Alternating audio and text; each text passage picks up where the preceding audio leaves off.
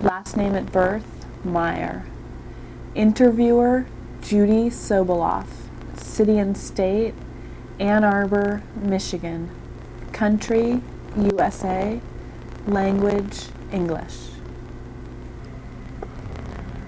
Today is January 8th, 1998.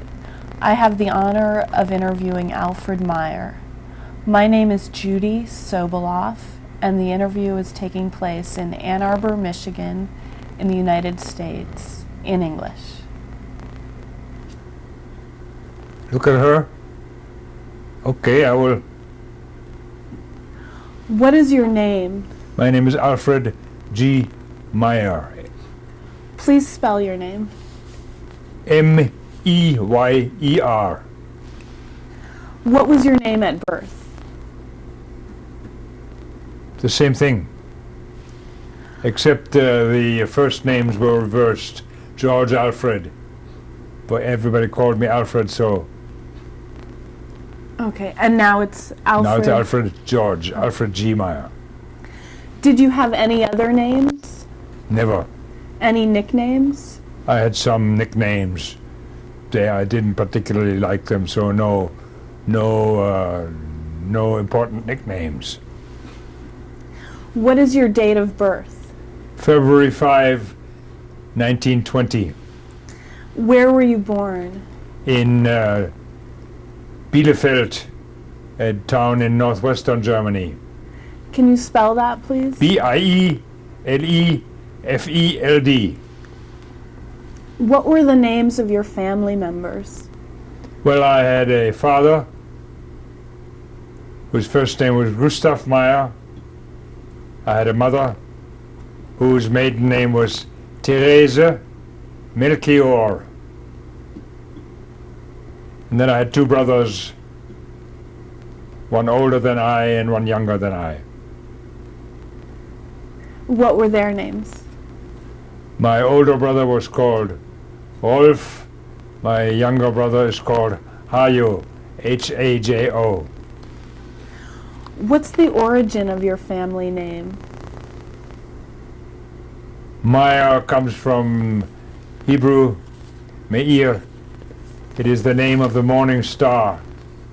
It means literally the bringer of light. And when that is translated into Greek, it becomes phosphorus. When it's translated into Latin in the Latin Bible, it becomes Lucifer. Now I'm going to ask you some questions about your childhood. Where did you grow up? I grew up in Bielefeld, the town where I was born. Went to grade school there, and then later the gymnasium, which is a Latin school. Who did you live with? I lived with my parents. Tell me about your father. My father was an attorney, well respected in town. He had been born of relatively poor parents in a small town a few miles away, had studied the law, joined a fraternity and acquired lots of friends there. He had served in the military and had done combat service in World War I. What was your relationship with your father like? Well, my father my father didn't quite know what to do with little kids. He liked to keep them at a distance, but and read his legal journals. But he showed us boys that he really loved us, that he was concerned with our welfare and our moral upbringing, and with our learning something so we could have a career. He once told me that to have many children is a good thing because children are old age insurance. The more children you have, the less you have to worry about being alone during your old age. So he could be very warm and loving, but he had a big booming bass voice, of which I was scared. He had a sardonic sense of humor, which I think I have inherited. What's your strongest memory of your father?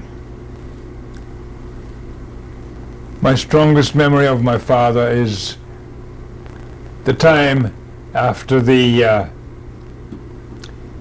Kristallnacht, the night of broken glass, when he was the only Jewish attorney in town, and all sorts of people who had been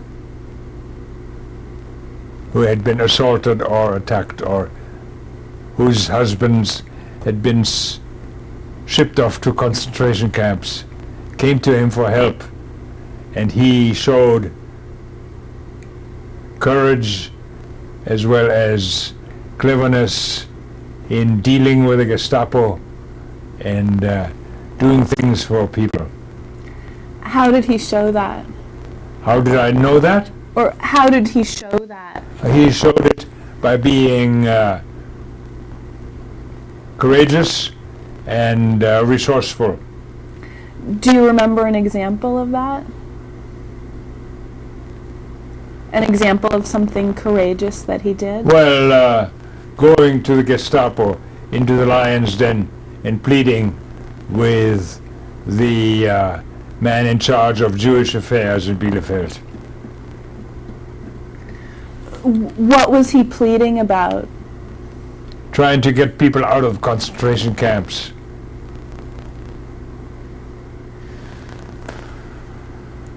Tell me about your mother. My mother was born to a family that became quite wealthy, because my grandfather, her father, was a very successful business executive who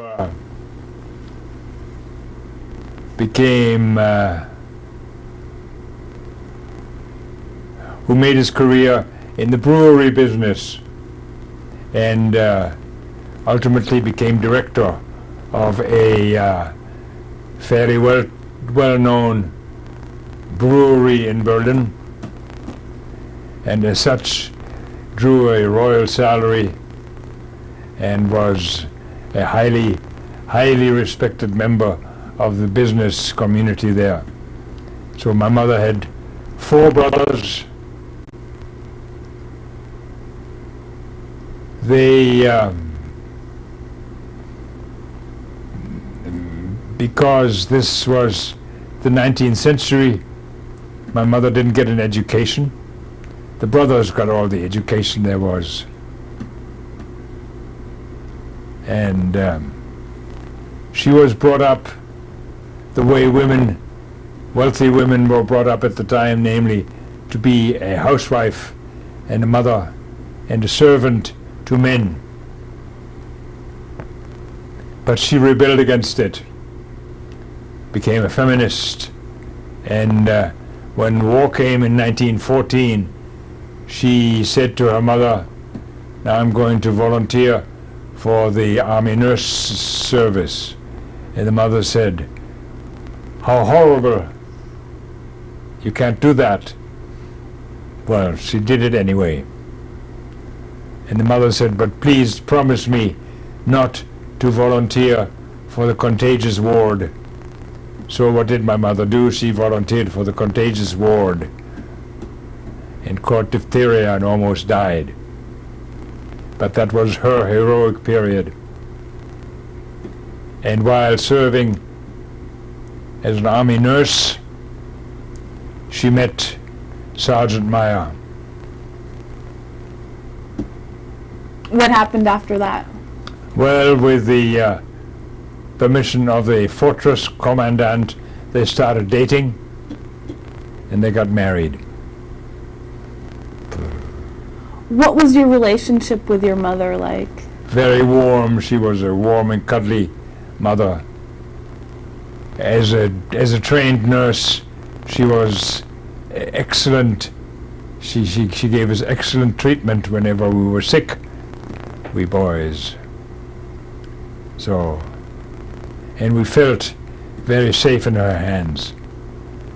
But my parents were very lovey-dovey together, and that gave us a sense of security and gave us a sense of love prevailing in the family. How did your mother's feminism affect how she was as a mother? How did her what? Her feminism.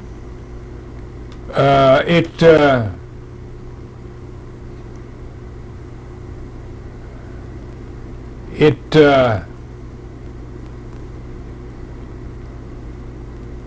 made her, it caused her to walk into her children's room naked, unashamed.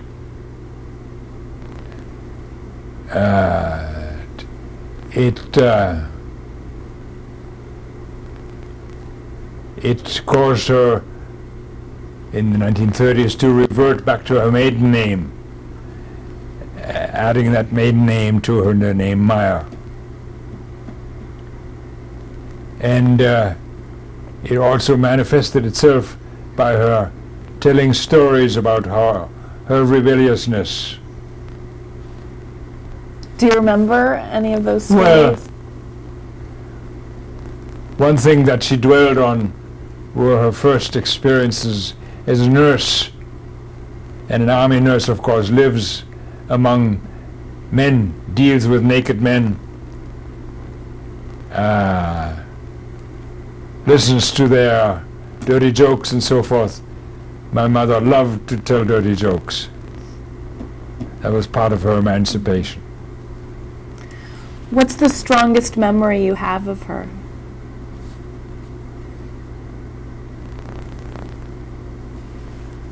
Her excellent management of the household, her marvelous cooking, and later her excellent work managing my father's legal practice and the financial part of that.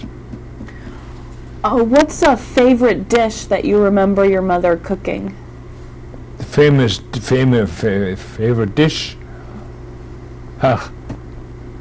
I remember all sorts of dishes, and one thing I'd like to taste again would be her beer soup. Can you tell me what beer soup is? Beer soup is a soup made on a milk basis with beer poured in, Budweiser or whatever, and it contains raisins and cinnamon stick. It's a very spicy soup. Is it a dessert? No, it's a soup. Tell me about your brothers.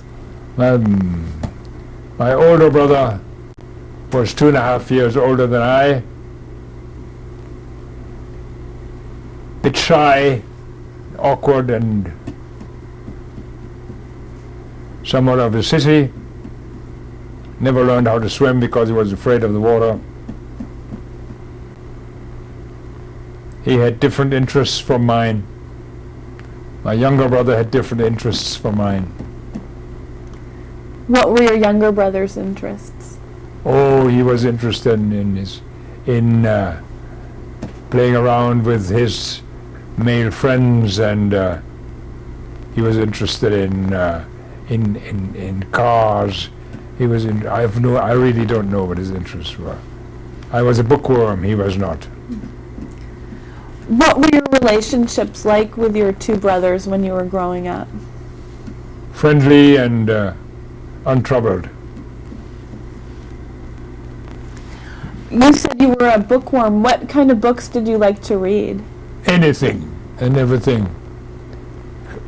I read everything that I found in my parents' bookcases novels and short stories and some of the classics, German classics,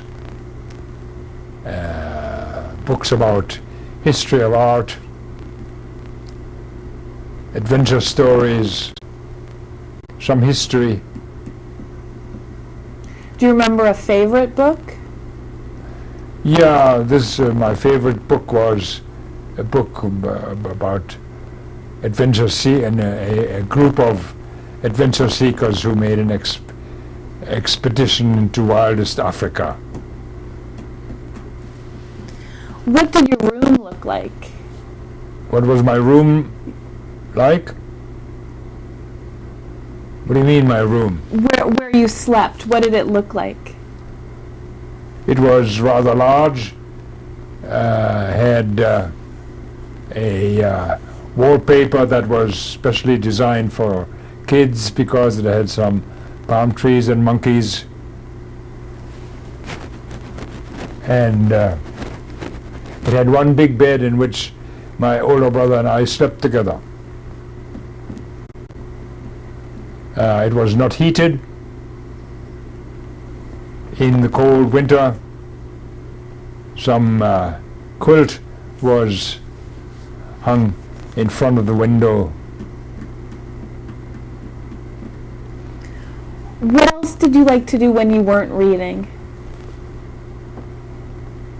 Playing with my stamp collection. Do you remember some specific stamps that you had? Yes. Can you tell me about one of them? I remember one of them, a very valuable stamp, 1 lira stamp, or 1 lira stamp from Sardinia. What did it look like? Bronze color. What did your street look like? My what? The street that you lived on, what did it look like? What kind of a place was it? Second story apartment in a private house. There were 2 other stories downstairs on street level and an upstairs above us. Various families lived there.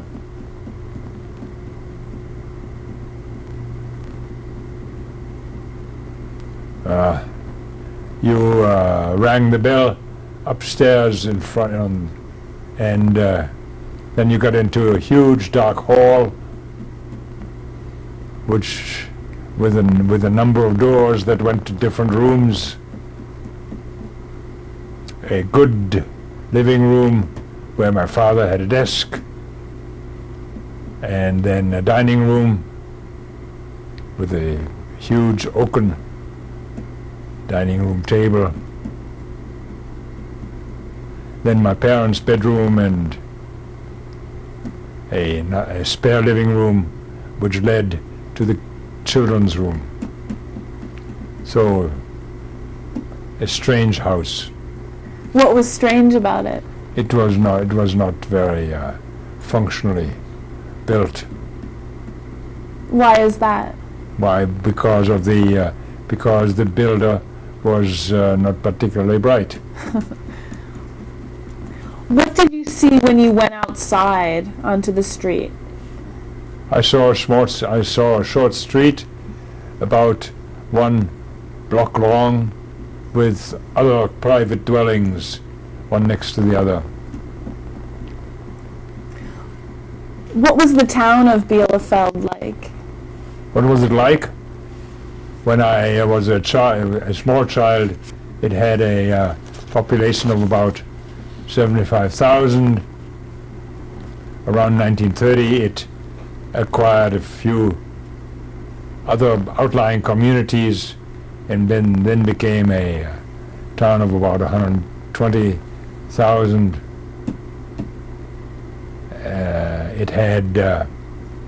It was located in a very pretty setting, and lots of trees, and if you looked south from the center of town, you saw a mountain ridge, very steep, not very high, and at the edge of the mountain ridge, an old knight's castle. Did you go up there ever? Yeah, sure.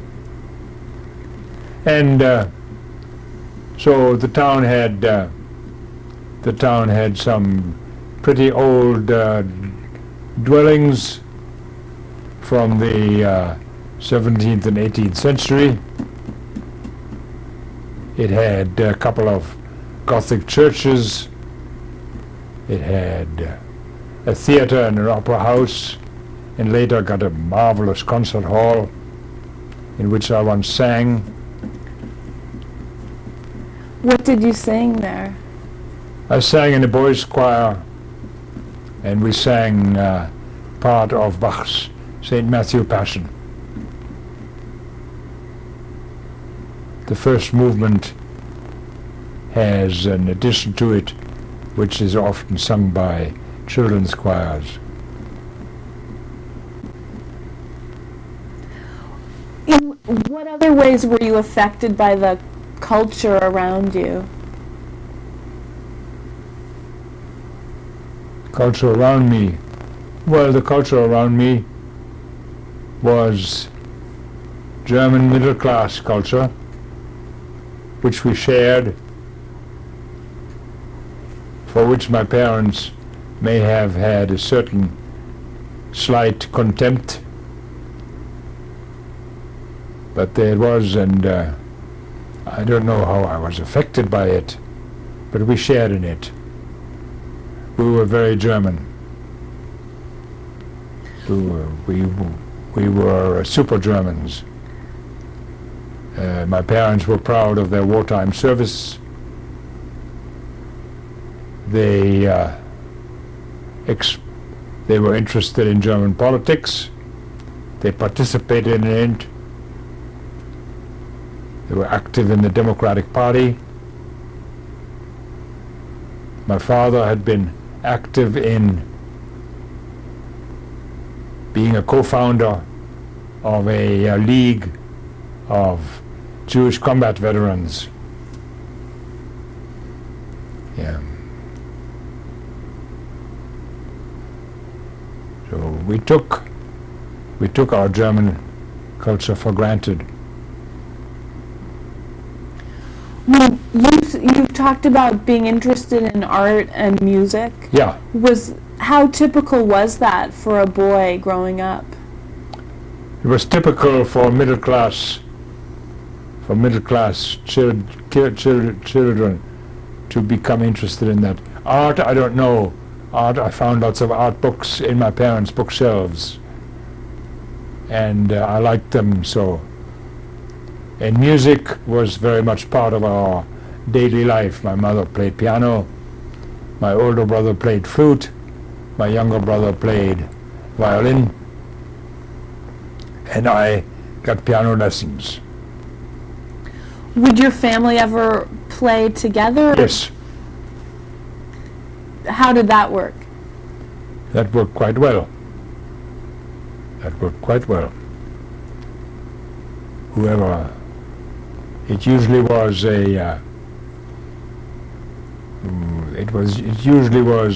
some sort of solo work for flute accompanied by piano, or for violin accompanied by piano.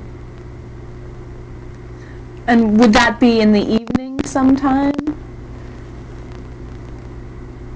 Evening, afternoon, I have no idea. What role did religion play in your life? None whatever. God was never mentioned, and we knew we were Jewish. When we were asked what is your religion, we answered Jewish, or on official forms, Mosaic, Mosaisch, Moses. And we went to the synagogue on the high holidays, because one does that, And once in a while, I would also go to the synagogue on the Friday evening. But it didn't take. We had in German schools, everybody gets religious instruction. Since Bielefeld was primarily Lutheran, the instruction for most of my fellow classmates was in Lutheranism, but when the time came around for us to get religious instruction, the rabbi or the cantor came and taught us Hebrew and Bible stories. And the Bible stories didn't turn me on specifically, and Hebrew was taught in very stupid fashion, so I never really learned it. What was stupid about how it was taught?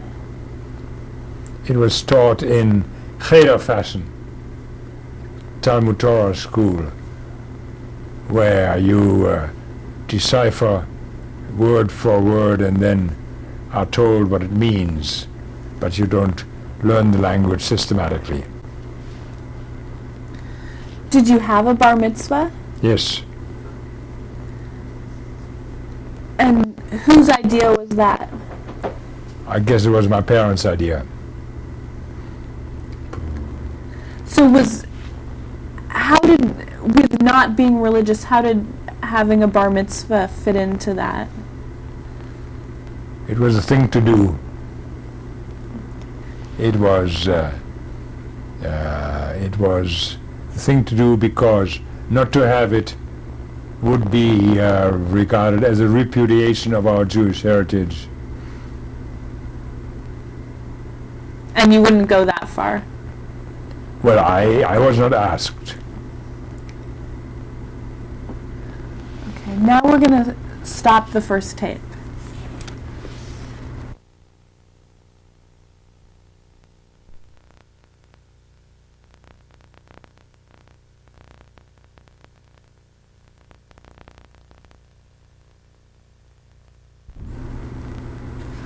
What do you remember about your elementary school? I remember the name of my first grade and second grade teachers as if that were important. I remember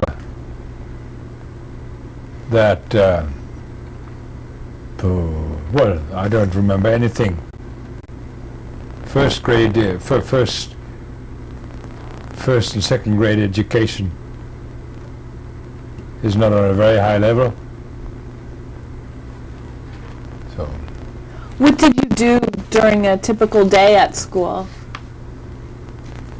Typical day at school, I sat in class, listened to the teacher tell us some things or ask questions, and watched the teacher administer punishment if somebody misbehaved.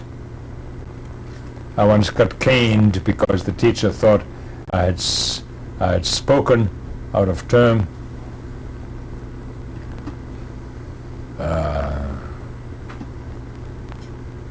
There isn't nothing. There isn't. I mean, do you remember your first grade education? A little. I don't remember anything of it. What were your relationships like with the other students? I had none. The other students were, one of the students was another Jewish boy from just around the corner.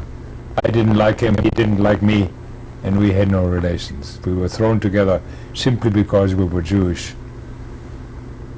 but otherwise no relation with him. Can you tell me more about when you say you were thrown together? What did that mean? It means that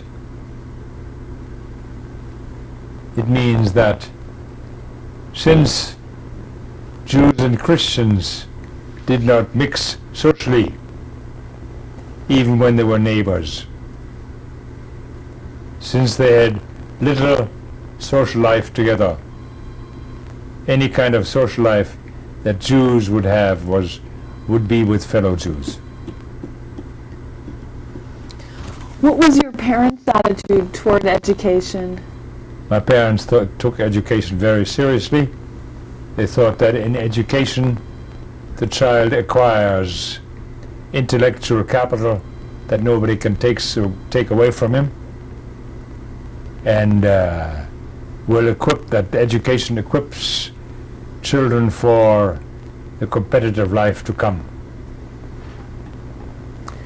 So they took it very seriously. They helped us.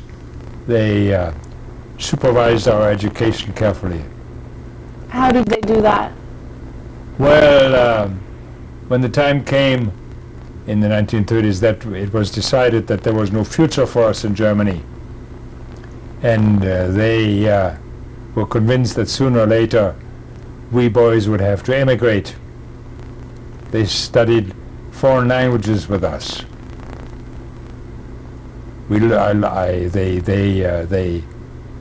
They participated in English lessons and Spanish lessons and so forth. Was this something that you were being taught at school? No. So there were no other languages taught at school? Latin, Greek, French. Spanish I learned on the side, English I learned on the side. And Portuguese I took on the side. And your parents encouraged you to learn? Yes, of course. What were your hopes for the future when you were growing up?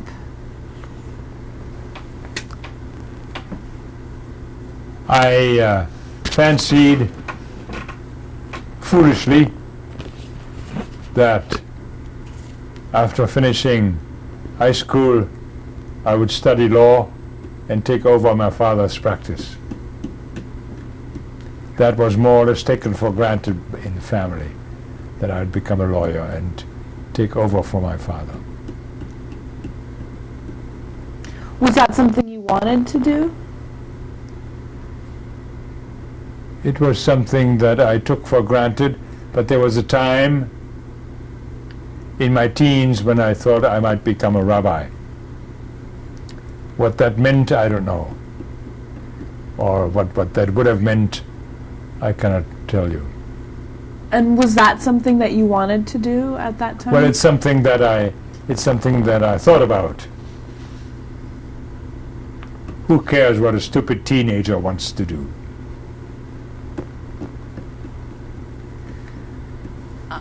I think it's interesting that you thought about becoming a rabbi. I thought about it. Especially considering that your family wasn't religious. No, they were not.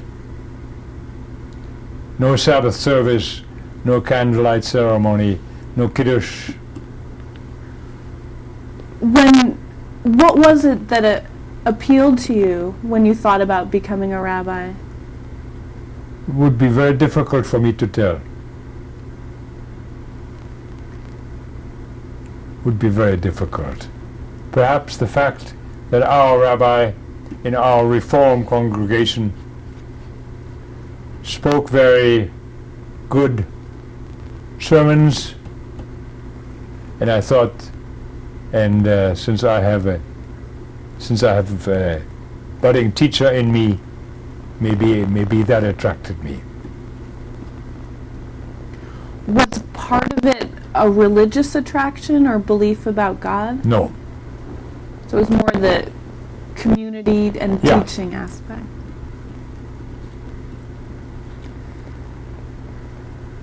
God was not part of my vocabulary.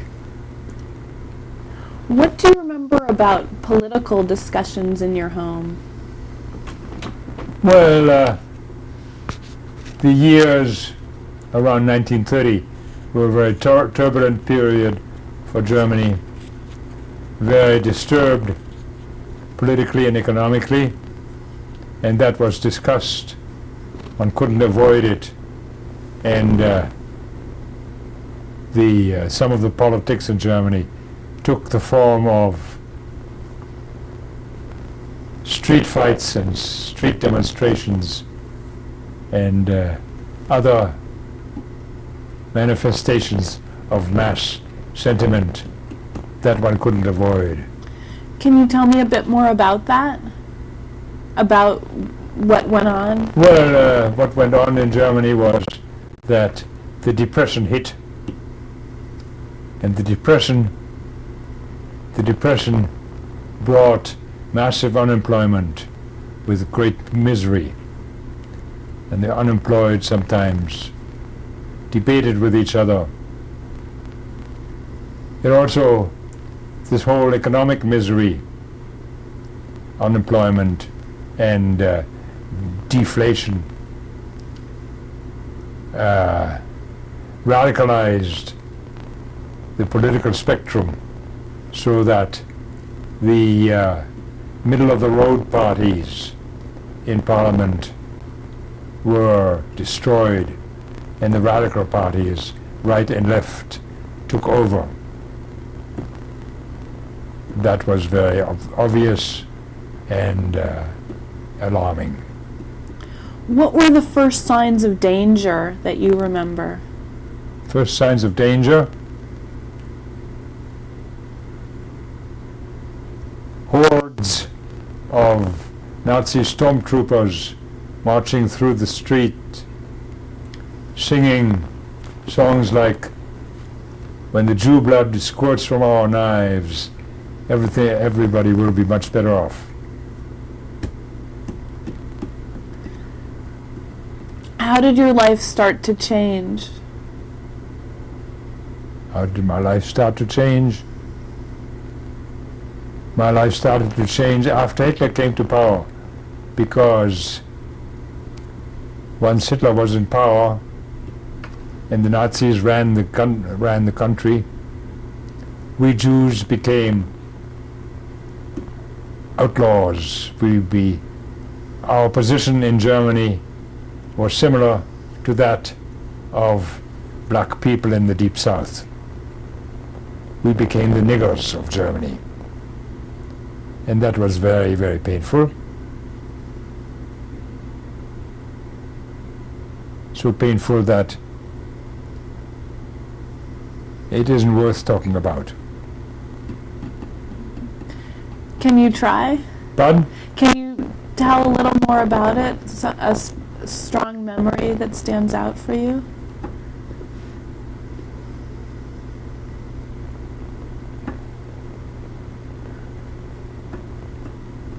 Jews were put under greater and greater restrictions. Wherever I went in or around Bielefeld, I saw a sign saying, "No Jews allowed here." Whether that was the movie theater or the municipal swimming pool or a restaurant or a park bench. And in school the curriculum became a Nazi curriculum, so that we learned,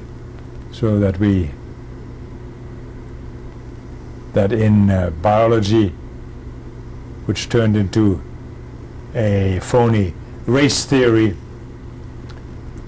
we were told about the fundamental inferiority of the Jewish race. Not pleasant to hear when you're sitting in class.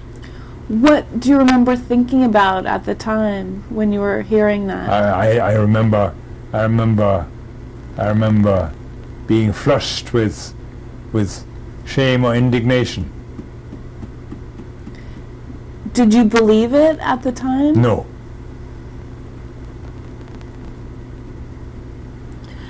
How was your life at home affected? Very little, except that we no longer celebrated Christmas. And when Christmas 1933 came along, my parents decided no tree this year, and I burst into tears and ran around to the next corner and bought a Christmas tree and set it up. And what happened then? Nothing.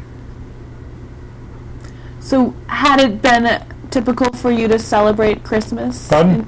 Had it been typical for you to celebrate Christmas in Yes. your home? Yes. And was that typical of other Jewish families? Yes. Particularly German Jews who tend to be Reform Jews. How was your family's social life affected but when the Nazis came to Well, power? the social life was not affected because their social life had been primarily with Jewish relatives and neighbors and friends. That did not cease. How about in terms of work, your father's work?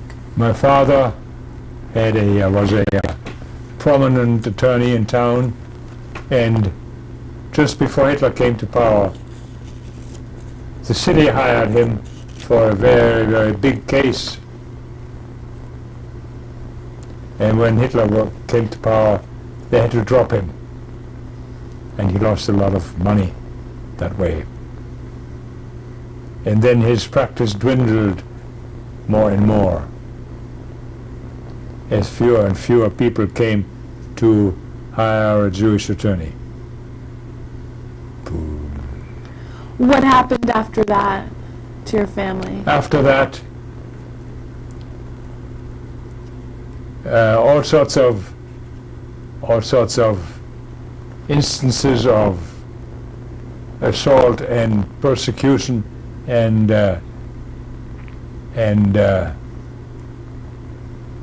separate treatment. We were kicked out of our apartment.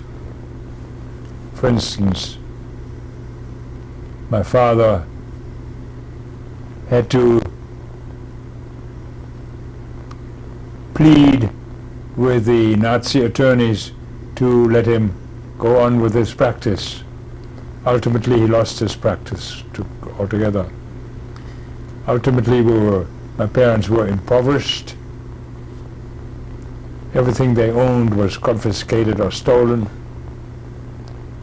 They themselves had to wear the yellow star, which means they were ostracized. And so in school I had no friends, but I had no real enemies. I was not harassed by my classmates, but neither did I have anything social to do with them. What do you remember about when your father told you that he could no longer practice law? Oh, I remember that very well. Can you tell me about that? What is there to tell? What is there to tell? He was very humiliated by having to go and humiliated him and beg and plead with the Nazi lawyers. He felt terrible about it. You said that your family had to move? Somewhat. That your family had to move? We were kicked out of our apartment, yes. Can you tell me about where you moved to? We moved to a smaller apartment in a house owned by Jews. And what do you remember about that apartment? That was small and dark. Who were you living with then? My parents and my younger brother. And what happened after you moved to that smaller apartment? What happened? Nothing. We stayed there for a while until we had to move away from there also and moved into yet another house and another small apartment. And at that time, were you still living just with your family? Yes. And what happened after you moved the second time? Our grandmother moved in with us. What do you remember about that? Not much. There wasn't much love between my grandmother and my mother, so it was a bit of a strain. And what happened after you were living there with your grandmother? I emigrated. I went to the United States. My younger brother left the country, went to the Netherlands. My older brother left the country, went to England. When was this happening that your brothers left? 1939. And was this, can you go back and tell the chronology? Who left first? Had the war started? In 1939, my older brother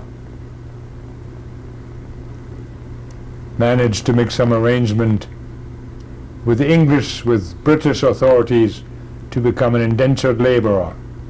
The British allowed some immigration if the immigrant promised to do some unpleasant and undesirable labor. So my brother worked as a filling station attendant for a while. What had he been doing in Germany? He had been going to engineering school but was kicked out of there. Kicked out of engineering school. by the school, by the Nazis. Okay.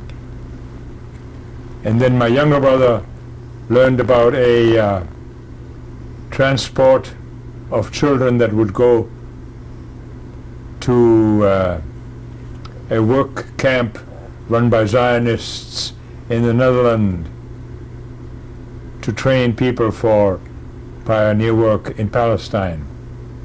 And he said to my parents, I go with him. And that happened in early 1939, and he went to this work camp. What do you remember about saying goodbye to your brothers? Nothing. And tell me about your own leaving, how that happened. On leaving, my parents had once met an elderly couple from Orange County, California. And after I graduated from high school, they wrote to them and asked, would you sponsor the immigration of one of our boys? And the answer came yes. So I got sponsoring papers from them, particularly an old aunt there, and applied for an American immigration visa. I waited for a year and it didn't come. Finally it did come. And with the help of that immigration visa, I managed to come to the United States in a very precarious fashion, but I managed. Can you tell me more about that? In August of 1939, I entered a German steamship that was supposed to go from Bremen to Los Angeles, and it took off. And after taking off, it went back to Germany because war was in the air and Hitler had ordered all German ships on the high seas to come back. So I was back in Germany. What do you remember thinking when the boat turned around? I remember being desperate. What happened when you returned to Germany? My parents were at the dock. The ship owners had notified them. And my father had a friend in the Netherlands who owed him a little bit of money. He asked this friend to buy me a ticket on another ship. And that was done. But there were difficulties the other ship was supposed to leave from Belgium, and then there was a question, would the Belgians give me a transit visa? I left Germany without having a transit visa in my pocket or in my passport, but ultimately they let me through. How did that happen? It happened precariously. I simply took a train to the border, showed the Belgian border guard my ship ticket and my American immigration visa, and asked him to let me through, and he let me through.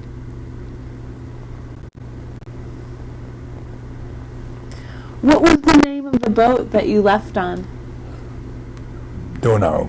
Oh, that I left, the one that came back What was that one called? was called Donau. Donau. And what was the second one called? Volendam. Volendam. What possessions did you have with you? A whole crate full of clothing and some household goods. What were you wearing? I was wearing hiking clothes because my parents thought I ought to be prepared for anything and everything. And were you prepared? Did that help you? On the ship I couldn't hike anywhere. So those were very inappropriate clothes.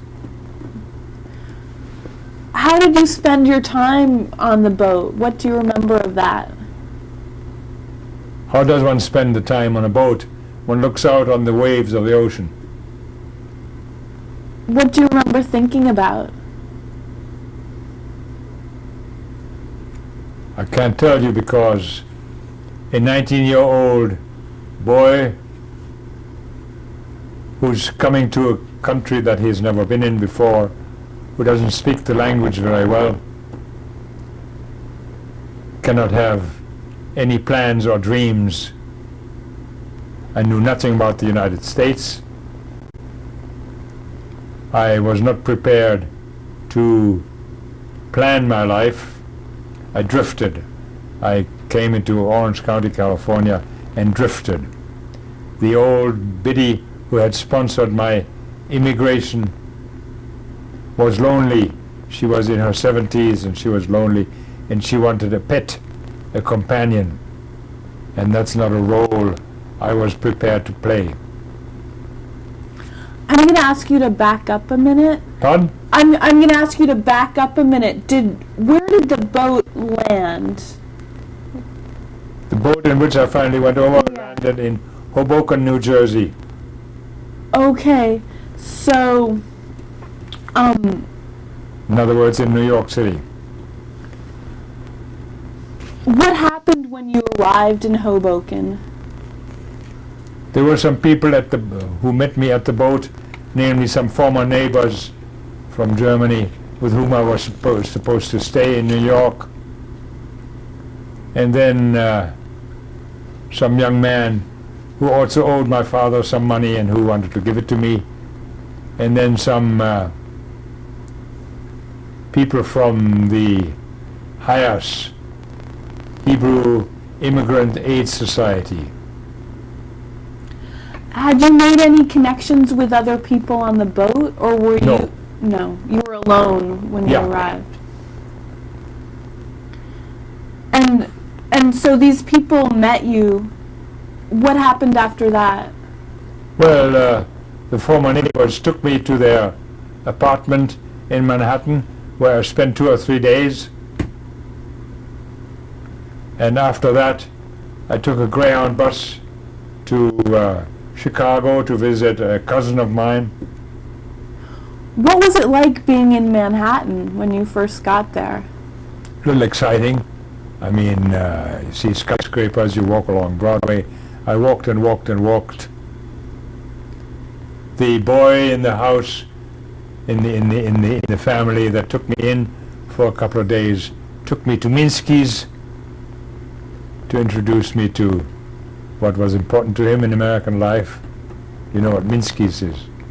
Minsky's was a burlesque chain. What did you think of that? I don't remember. I don't even remember being there. So you said, and then you left New York. I left New York, took a Greyhound bus to Chicago, stayed for a few days with my cousin, and then took a Greyhound bus to Los Angeles. What do you remember thinking about when you were on the bus? I remember being astonished by the vastness of the American subcontinent. Were you optimistic about your life ahead of you? I doubt it. So what happened when you got there? I was taken in. The old biddy who had sponsored my immigration welcomed me with open arms, gave me her late brother's bedroom to sleep in. Her nephew was a prominent attorney in town, and he made some decisions for me, but really nothing happened. When you say he made decisions... Well, he sent me to a secretarial school because he thought that would be useful for me. He also got me a job as an unskilled laborer in a factory owned by a client of his. Okay, now we're going to stop the tape. Yeah.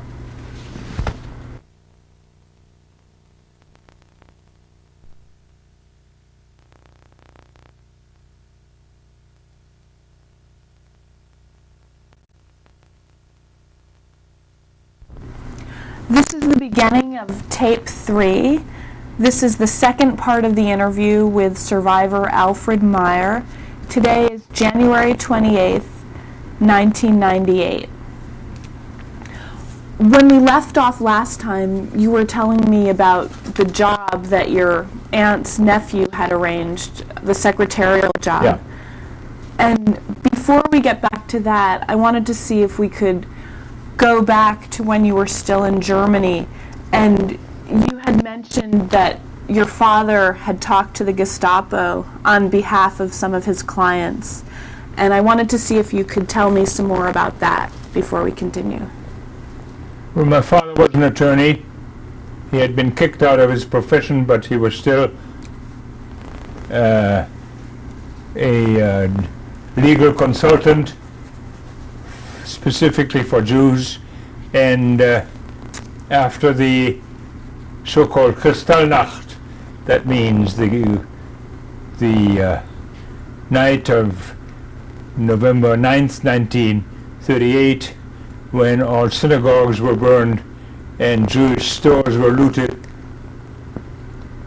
the Gestapo arrested large numbers of Jewish men between 17 and 70, shipped them off to concentration camps, and their wives flocked to my father and asked him, begged him to do something to get these men out, to find out where they were and so forth. That's where my father was in. So he went to the Gestapo to help find these men and help get them released. Was a courageous thing for him to do, but he became very active and very helpful, and I admired him a lot. He became resourceful and managed to get some of these men freed. One of his best friends was shipped home only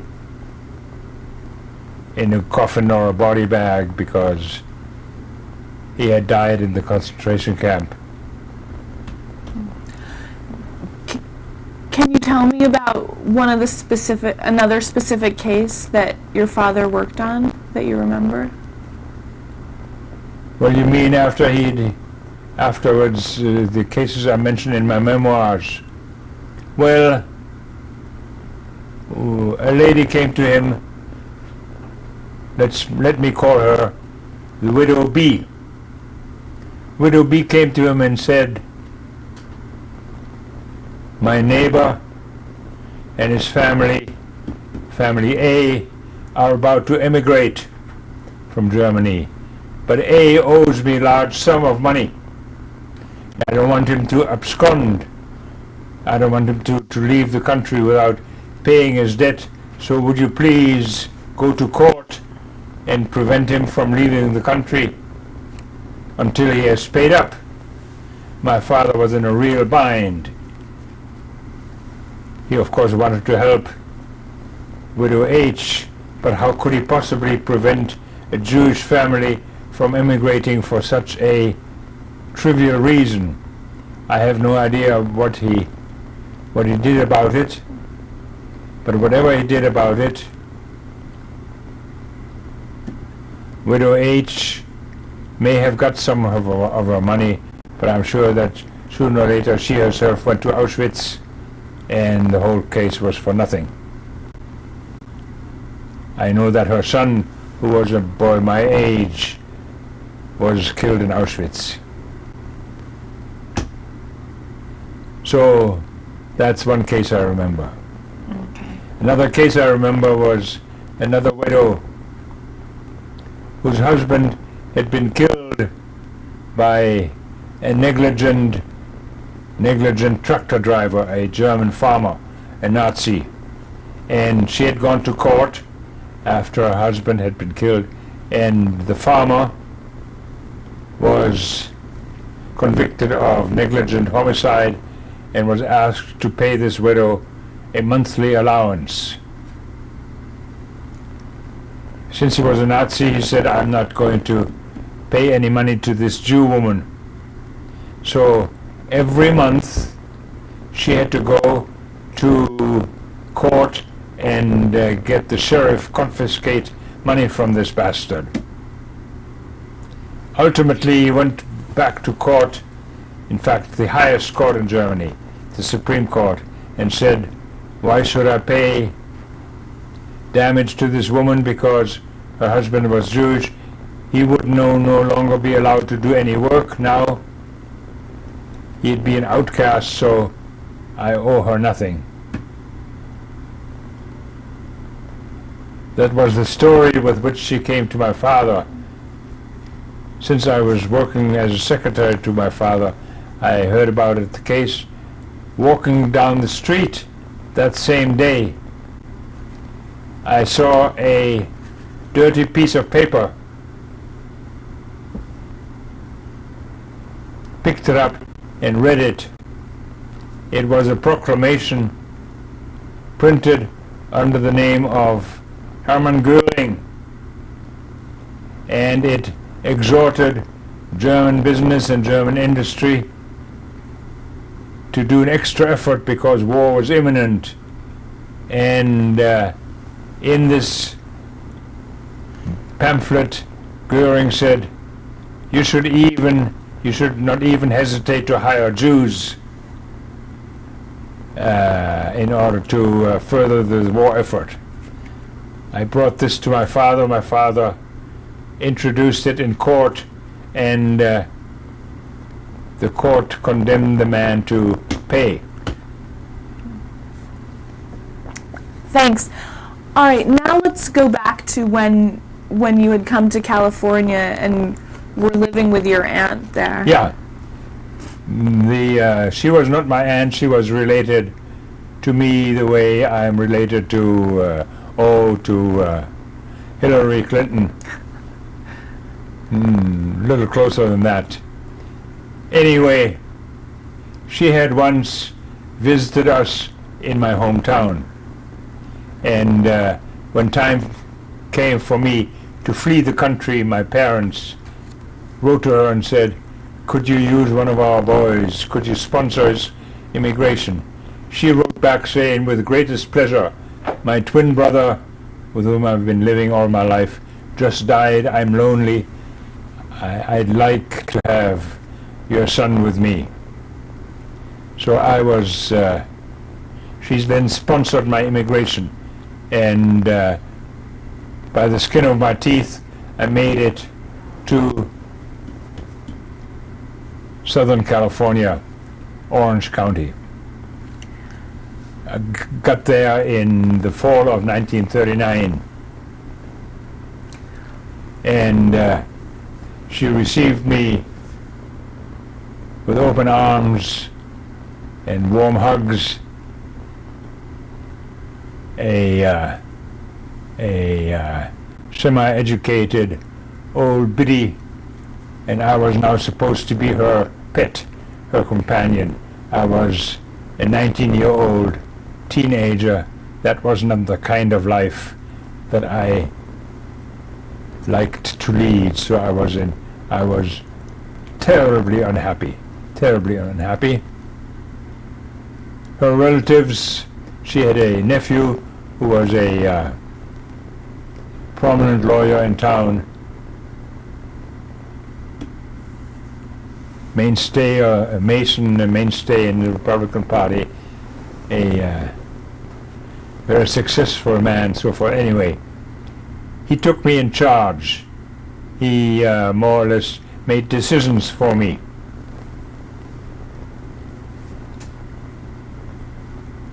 I call him Seymour in my memoirs.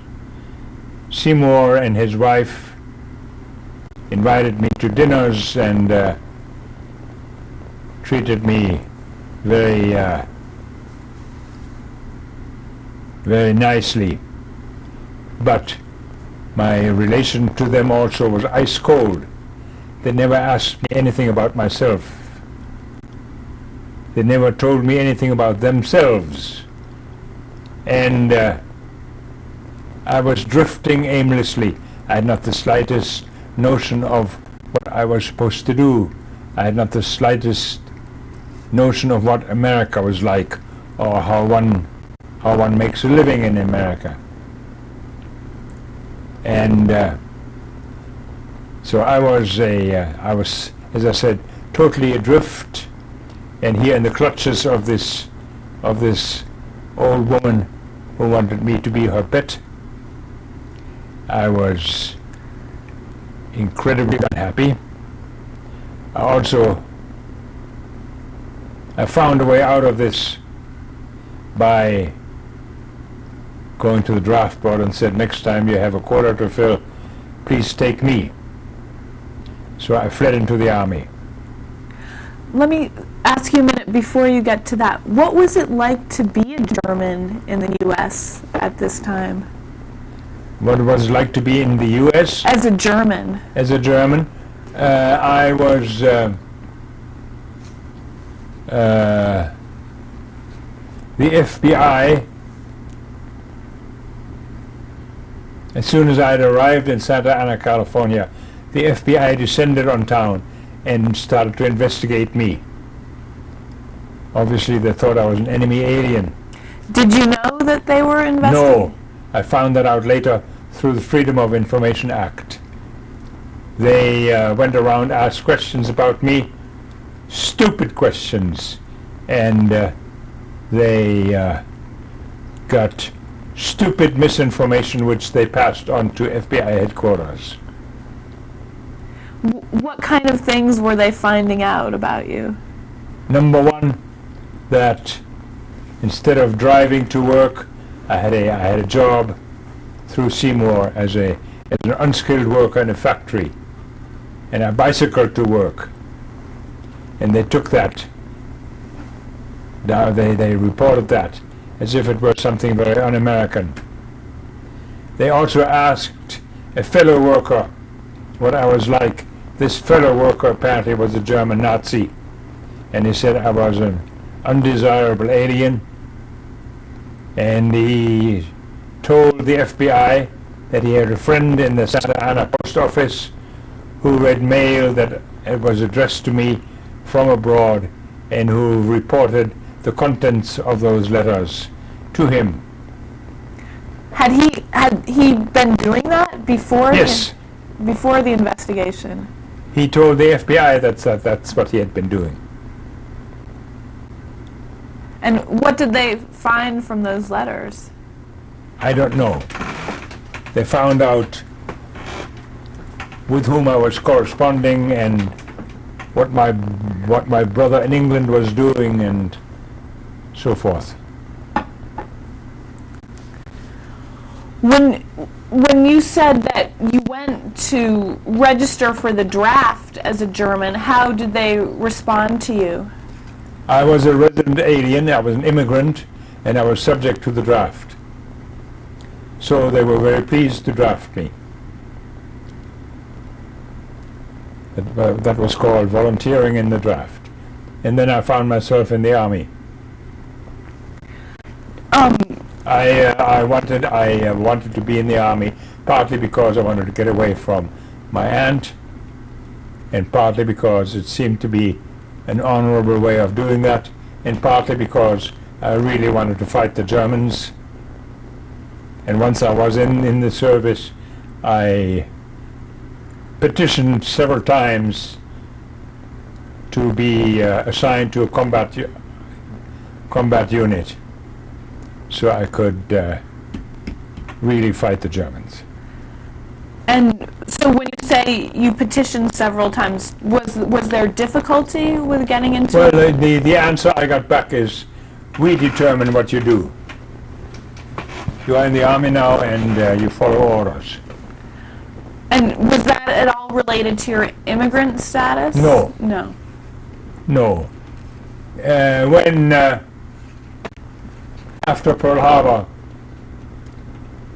there was an incident in mid-December 1941 where a Japanese submarine emerged out of the ocean at the California coastline and shelled some oil derricks near Santa Barbara. And after that, things were, the military on the West Coast became very jittery, and they expected a sneak attack and made all sorts of preparations for that, which I remember. But one thing that happened was that the FBI ordered all enemy aliens to report for an interrogation and to receive an enemy alien ID. Now, I was still technically a German national. I was already a corporal in the US Army. So I can still see myself standing in line in Monterey, California, with a bunch of Japanese and Italian fishermen applying for my enemy alien ID. And I got one. I no longer have it because a house burnt down once. But it had my photo on it, and it said, among other things, that I was not allowed to travel more than 6 miles without police permission. It also said that I was not allowed to enter any army posts. So here I was, an enemy alien in uniform. I asked the FBI agent who gave it to me whether all this stuff applied to me. He was very embarrassed and said, forget it. So there was some difficulty with, as a part of the Army, not being allowed to enter the Army posts. Well, obviously, the FBI agent was correct. I could forget about these restrictions. Do you remember any other kinds of incidents like that where you were investigated? I was investigated also by the War Department, Security Department. I am not sure whether I still have the records. But when I was about to be commissioned a lieutenant, I was called into camp headquarters in the army camp where I was stationed at the time. And there I was subjected to a long and thorough interrogation. I talk about it in chapter 8 of my memoirs. Have you read it? It says the Cuban cause. Oh, can you tell me about that? On the tape here? I was interrogated by a middle-aged man in military uniform without insignia of rank. I assume he was a major or colonel in the counterintelligence. And he asked me all sorts of questions, random questions, over and over and over again.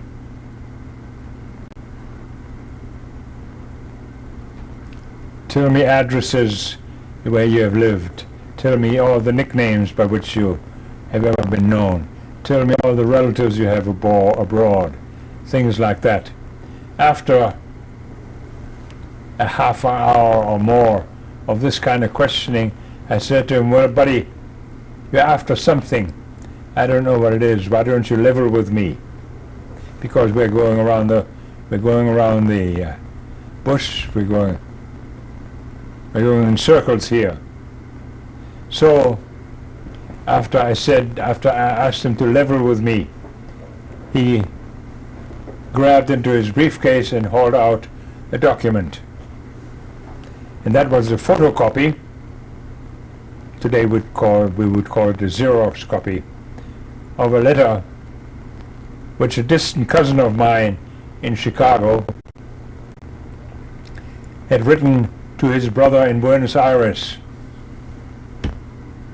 And in that letter I was mentioned by a very obscure nickname, which I had not even told this guy, because I hate the nickname. But what did the letter say? The letter said, Al reports that the Cuban business looks promising. The Cuban cause. So the interrogator wanted to know with what revolutionary cause in Cuba I had been connected. I laughed in his face because this was a mistranslation. It simply said the business with Cuba. What was the business with Cuba? Well, after my arrival in the United States, I tried to get my parents out of Germany. Some rumor had reached me that if you bribe a Cuban consular official, he will grant an immigration or visitor's visa. And I had explored that, and it had begun to look promising. That was the Cuban cause. And I told this to my interrogator, and he laughed and I laughed, and that was the end of it. I find it amazing that he had this. A letter that was going to Buenos Aires? Yeah. And you don't know how they got it? No. What contact did you have with your family at that time when you were in California and had come to the U.S.?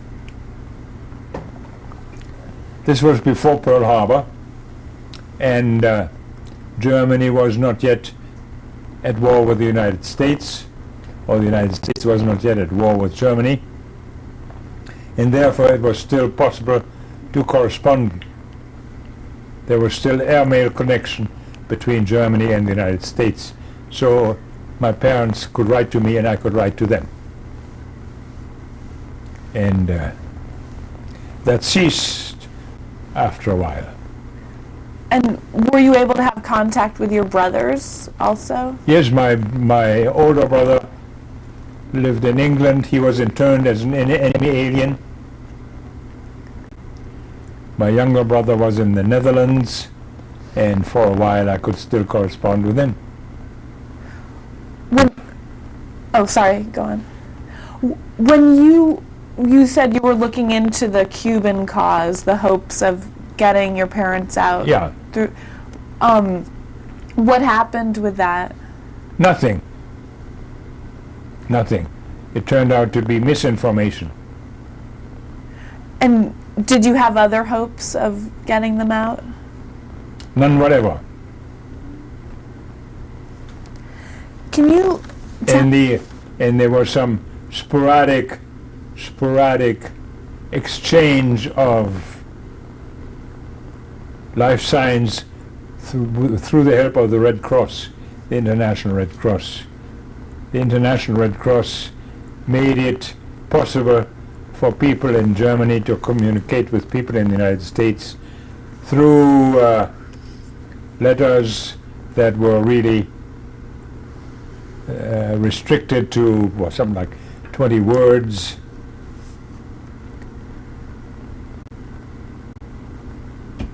Why was that? Why were they so restricted? There was the form they had a rather small slip of paper. When you had been talking about your experiences in the Army, and I wondered if you could outline for me what happened after sort of your progression in the Army once you had... Well, ultimately, I was assigned.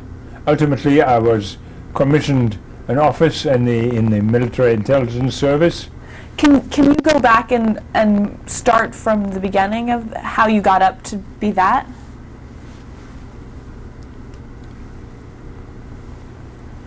When I first got into the Army, I was given basic training as a telephone lineman in the anti-aircraft artillery.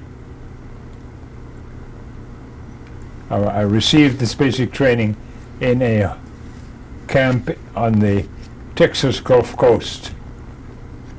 After that, I did various very boring jobs in the Army, and ultimately was discovered by a colonel who was the Adjutant General of the 7th Corps. He found out that I had secretarial skills, and soldiers with secretarial skills, typing shorthand and the like, were very rare. So he grabbed me and I became his secretary. Through this colonel, I was assigned ultimately to the Army Specialized Training Program. And in the Army Specialized Training Program, I learned Russian. Having completed a 9-month course of that sort, I was shipped to an intelligence training center where I was trained to be a prisoner of war interrogator. Where did you do the course, the 9-month course? The 9-month course at Harvard University. Okay, so you had gone there to Massachusetts with the Army? I was a soldier at Harvard University, yes. Okay, and then you said you were shipped elsewhere. I was shipped to Camp Ritchie, Maryland, which was an intelligence training center. And there, ultimately, I was commissioned a lieutenant because the Army decided in 1944, right around the time of D-Day, that they needed officers with my training. And having been commissioned a lieutenant, I was then shipped overseas, ultimately joined a combat division that had just crossed the German border, and with them went through all of Germany, up until the Elbe River, where we met with our allies and had a big reunion. You know who our allies were? Can you talk some more about that? It was the Soviet Army. So once we linked up with the Red Army, our division commander arranged for a big party in a feudal palace along the banks of the Elbe River. The Soviet general came with 40 officers of his staff, and liquor flowed freely, and being the only officer in the division who spoke Russian, I interpreted at that party. Okay, we're going to stop the tape now.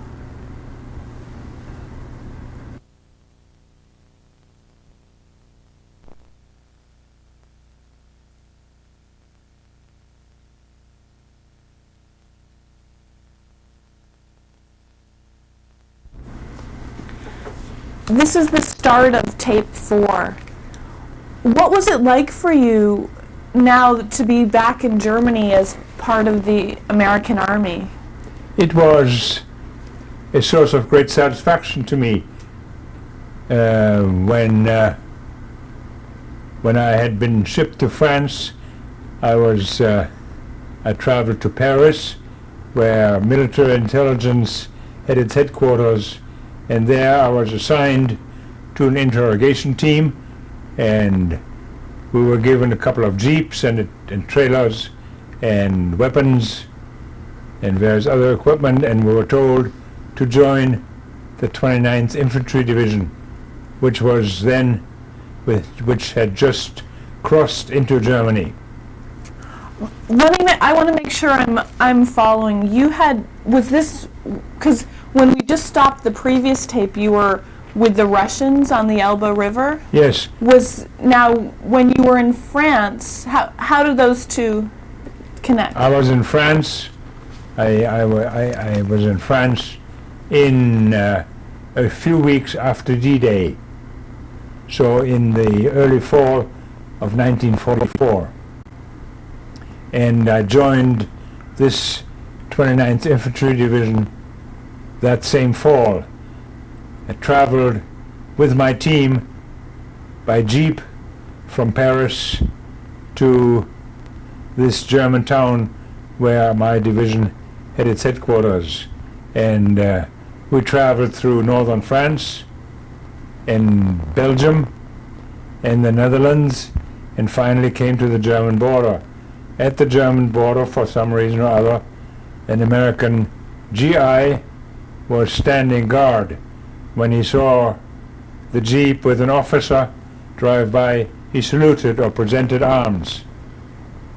And I greeted back, and that was my way back to the fatherland. And that, I thought, was very satisfactory.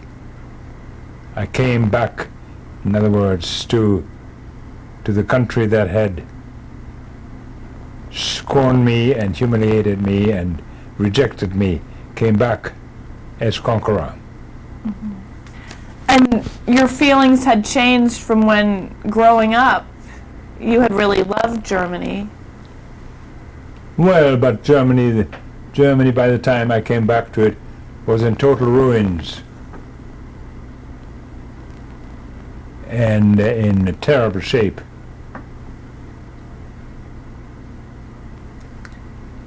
I came through cities where not a single house was standing. So, just so I make sure I'm... Including my hometown, which 6 months before I got there had also been bombed to pieces. I want to hear about that, and I just want to make sure I'm following the chronology. That was it when you came into Germany? I came into Germany in September, October 1944. And was that when you then went and met the Russian army on the... No, we met the Russians in April of 1945. Okay, so that came later. Yeah. So maybe you can take the story from when you said you entered Germany. I entered Germany. I did my job for which I was supposed to do. I became a prisoner of war interrogator. Whenever our boys took German prisoners, I would get them led before me, and I would interrogate them. Why does one interrogate prisoners? One wants to find out, my general wants to find out what kind of unit he's facing, what the experience of this unit has been, what the morale is, how many sick people they have, and what kind of weapons they have and where those weapons are installed. So there's information which I can worm out of these prisoners. How were you able to worm that information out? When I was trained as a prisoner of war interrogator, we were told that each person must develop his own technique. And I developed my own technique. What was your technique? My technique was kindness.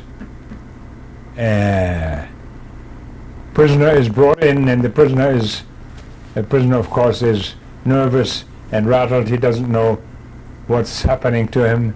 He may be very sad that he is now in enemy hands. He may be terribly upset that his country is now losing the war. So he may be full of fear.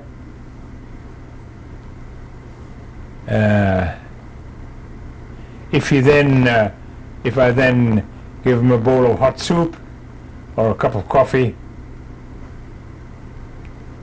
he will have the illusion that I'm a human being and that he can relax. That was one technique I used. Another technique I used was a show of knowledge. If I interrogate a prisoner and find out what his division is called and who the commanding general is and where they have fought in previous months or weeks, so forth, and I then drop a hint to a new prisoner that I know all that stuff, he is so used to the fact that all his knowledge about his outfit ought to be secret, that when the enemy interrogator confronts him with his knowledge, he gets flabbergasted and may think, this guy knows everything, I might as well talk. Do you remember a specific example of some information you learned? Yes, I remember a specific example, partly because the information about that particular division, German division, and its commander was, I passed it on to our headquarters, and it found its way to U.S. psychological warfare, and I saw it on pamphlets which our airplanes dropped over the enemy line to show them that we knew. What was that information? Well, the name of the commander, the places where this particular division had fought. And what was the impact, or what was supposed to be the impact of dropping The impact that? was to rattle the enemy. And do you know if it worked? I don't know.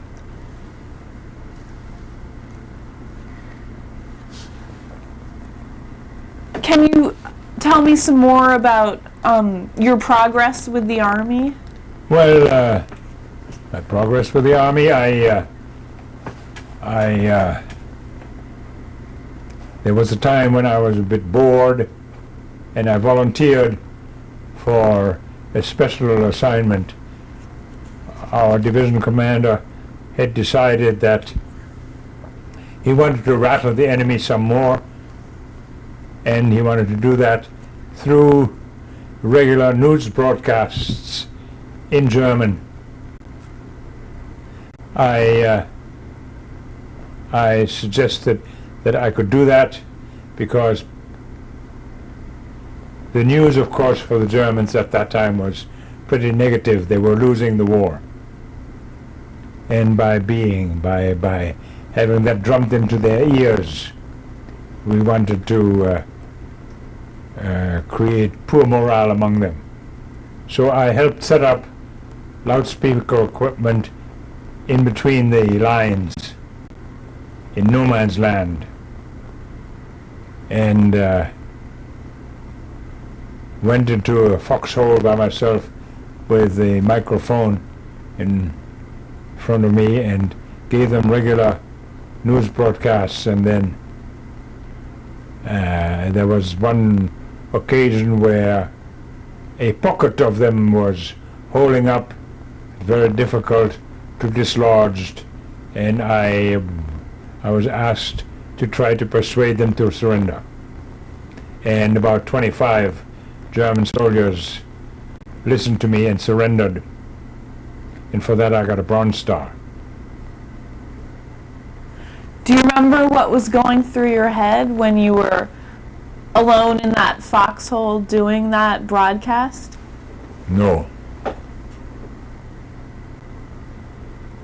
Do you remember what you thought when you saw that they had surrendered? Well, I didn't see them surrender. I was told later that 24 or so had surrendered, had come over to us. And apparently they said that they had heard these broadcasts, or had heard me try to persuade them to surrender, and they so. Can you tell me some more about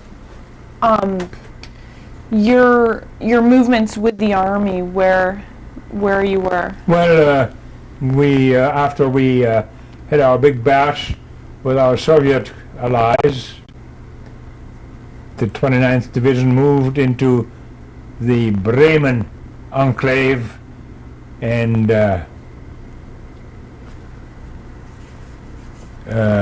was assigned occupation duties. We were simply the occupation force. And I was then assigned to the counterintelligence outfit and became a Nazi hunter. What can you tell me about that? Well, it was an abortive program to purge Germany of National Socialists.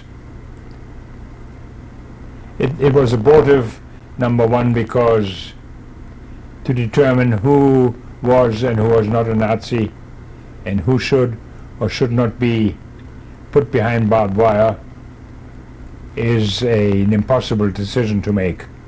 And we solved that problem in very stupid bureaucratic fashion, and therefore did a lot of injustice. Secondly,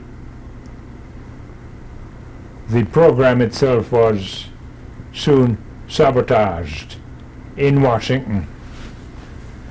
There were all sorts of people who did not really want to destroy the German administrative, political, or business elite. They had their own interests in Germany. Secondly, they wanted to preserve Germany as a bulwark against communism. So denazification was soon sabotaged. I had colleagues in counterintelligence who had worked for the FBI, and they were more interested in digging up former communists than former Nazis. I want to ask you some more about both parts of what you just said. First, you said that there were some stupid bureaucratic parts about it that led to some injustices. Yes. Do you remember specifically? Well, we Nazi hunters were given tables of organization for all the various organizations that were affiliated with the Nazi Party. And for each organization there was a table of ranks, and underneath various ranks a line had been drawn, and everybody above that line, everybody who had had certain kind of responsibility in the National Socialist Lawyers Guild or the National Socialist Motorists Organization or whatever, that fell into what we called automatic arrest category. That means if you find somebody who's had that kind of title, haul him in. remember a case where you had to do that and felt it was unjust? Yes. A Hitler Youth leader. Do you want to tell some more about that? No. Nothing to tell. You also were saying that in part your efforts were hindered because there were forces that didn't really want to. Yes. As I said, my FBI colleague plus the Dulles brothers who had business interests in Germany. Do you remember a specific time when you saw that your attempts were being thwarted? No, I saw it much later. You learned of that later? Yeah. Now, you had mentioned earlier about returning to Bielefeld. Yeah. When was that? And can you tell me? That was in April of 1945. Our division moved through Westphalia, and we came very close by Bielefeld. So, with permission of my colonel, I took a jeep and drove there. And went to the street where I grew up, saw the ruins of the house in which I had spent my childhood, all bombed to pieces. And then I made my way to the house of my high school homeroom teacher. Rang the bell, and there was no answer. And I stood there like a fool for half an hour, and then took my jeep and went somewhere else. A couple of hours later I went back, rang again. He opened the door and said, "I thought so." And I said to him, "What do you mean?" Then he said, "Well, you were here a couple of hours ago, weren't you? When you rang the bell, my housekeeper was home and peeked through the door and saw an armed American soldier standing there, and she got terribly frightened and ran into the basement. And when I came home, she told me about it, and I said to her, that must have been Meyer." Had he known where you were or what you were doing? No, not at all. Just a lucky guess. Just a guess. Yeah. What do you remember running through your head when you saw your street? When you saw your street, what do you remember thinking? Or what ran through your head? I remember thinking,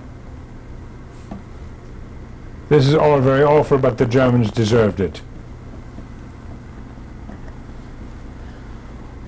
What other contact did you There was a slogan which was bandied about in the Nazi period whenever something good happened, and the slogan said, "For this too we must thank our Führer."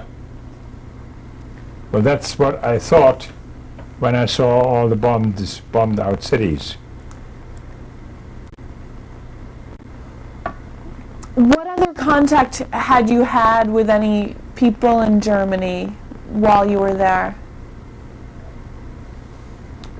When I went back in the spring of 45, I visited a cousin of mine, distant cousin, half German, half Jewish, who we were fond of each other. Her father, a non-Jew, had been a social democratic city councillor somewhere in the Ruhr area, and when the Nazis came to power, was immediately shipped off to a concentration camp. Had told us awful stories of what concentration camp was like. But once they had discharged him, he settled down on a little farm somewhere outside of Bielefeld with his wife, and lived through the war as a small farmer. So he had made it back from the concentration He had camp. made it back from the concentration camp, and his Jewish wife was also left alone. She was alive, and I visited them and their daughter when I was in Bielefeld. Do you remember any other significant contact with people that you ran into when you were traveling with the Army? No.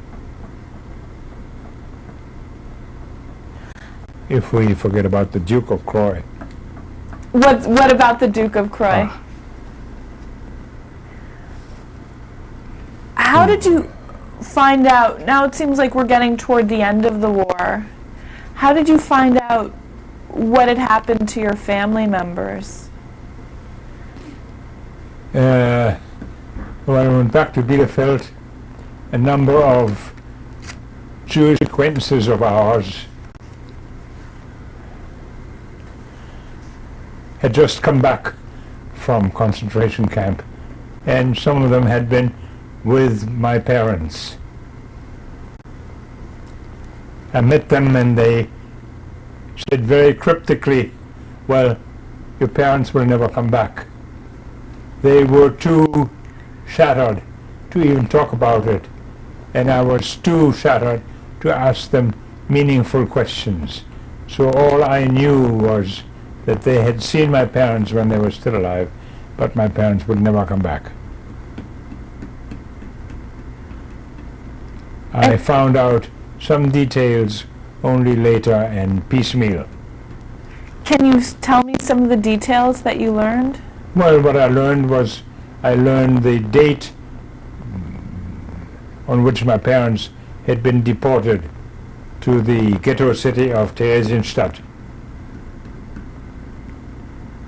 They wrote a farewell letter to their 3 children, which was preserved and handed to us later. They don't say much in this farewell letter. They don't give a clue of what, they didn't have a clue of what was waiting for them. My father was very ill. I know the approximate date on which he died in this hellhole. He died of medical neglect and starvation and tuberculosis. And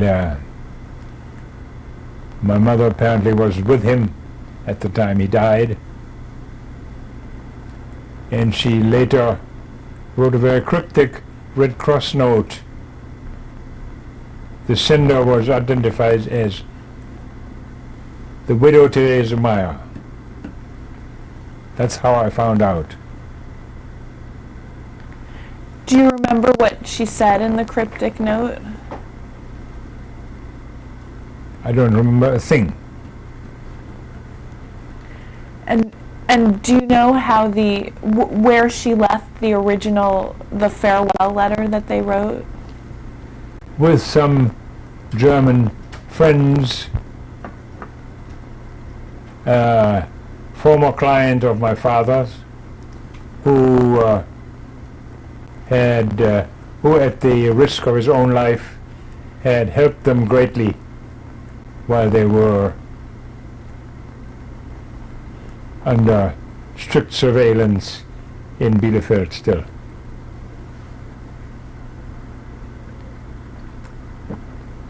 He smuggled food to them, he smuggled messages to them, he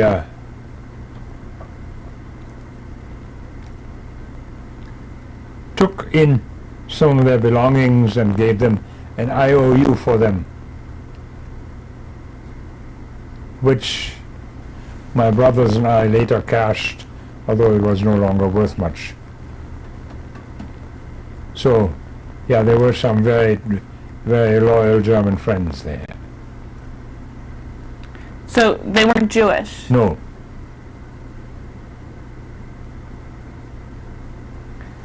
Okay, now we're going to stop the tape.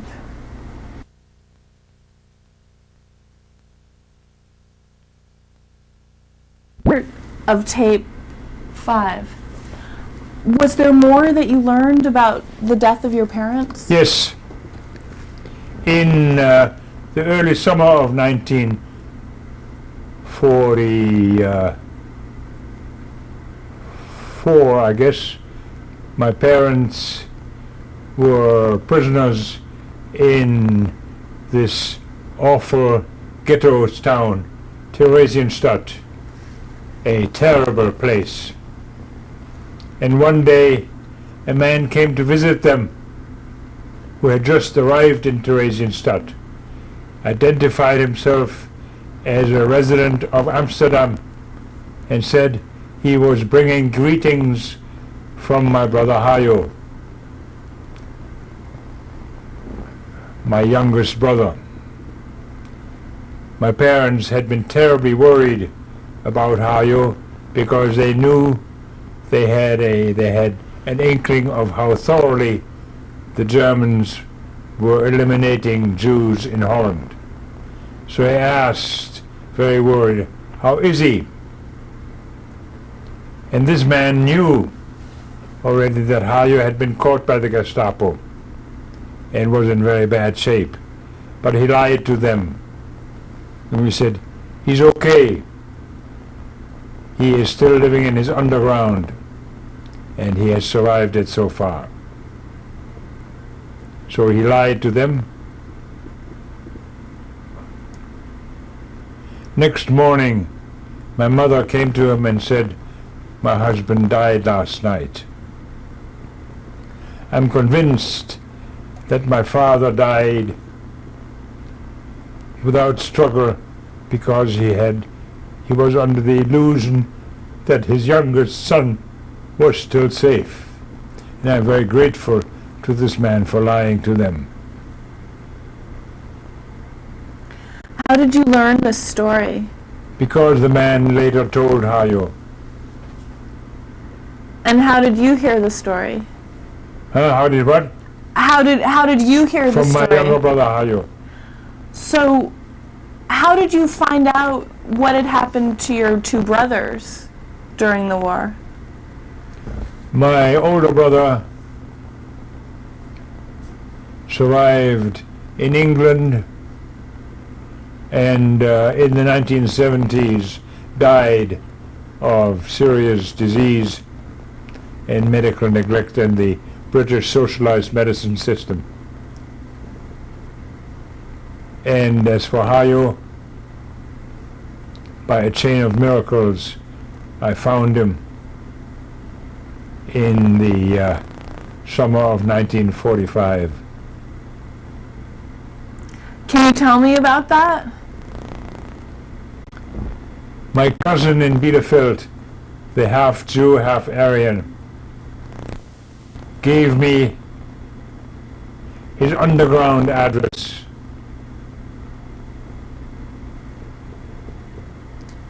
And which, because they had corresponded, and she had an underground address of his, which turned out to be misspelled and misleading and no good to me. But since I had this address, I thought I might go look for him, find him. And I asked my colonel for permission to travel to the Netherlands in the summer of 1945 and look for him. It was a crazy wild goose chase, which I describe in detail in my memoirs. And it was crazy partly because the address I had was wrong, and I don't speak Dutch, and I had not the slightest idea whom to ask what. By accident I found out that there was an agency in Amsterdam that registered returnees from German concentration camps. I went to that agency one Sunday morning and asked whether they had any news about somebody named Meyer.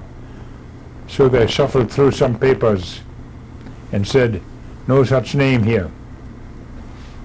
And then I decided I would go back to my division. But at the door there was a young man who asked me, "Did you just say hi, Meyer?" "Well, I just saw him the other day. Try that and that address." Those are friends of his. I rang the bell at that address. A middle-aged woman opened the door. In my fractured Dutch, I asked her whether she knew somebody named Harry Meyer. So she called up the stairways and said, "Harry, your brother is here." That's how we met again. He had just 2 days before come back from Auschwitz and from one of the notorious death marches about which you can read in Goldhagen's book.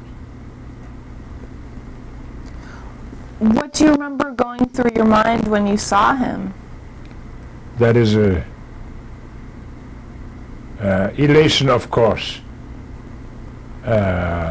Sadness because he was a living corpse. He was totally ruined. The death march had almost done him in.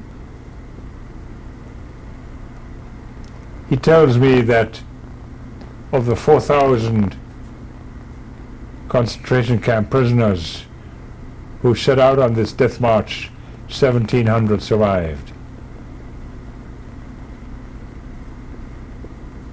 Sooner or later, the death march was overtaken by the Red Army. And the Red Army so liberated him, and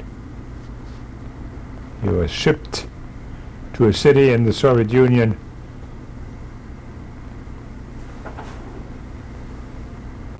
I have no idea how they treated him. But ultimately, he made his way back to the Netherlands through displaced person channels, stowed away on a New Zealand warship that went to Marseille.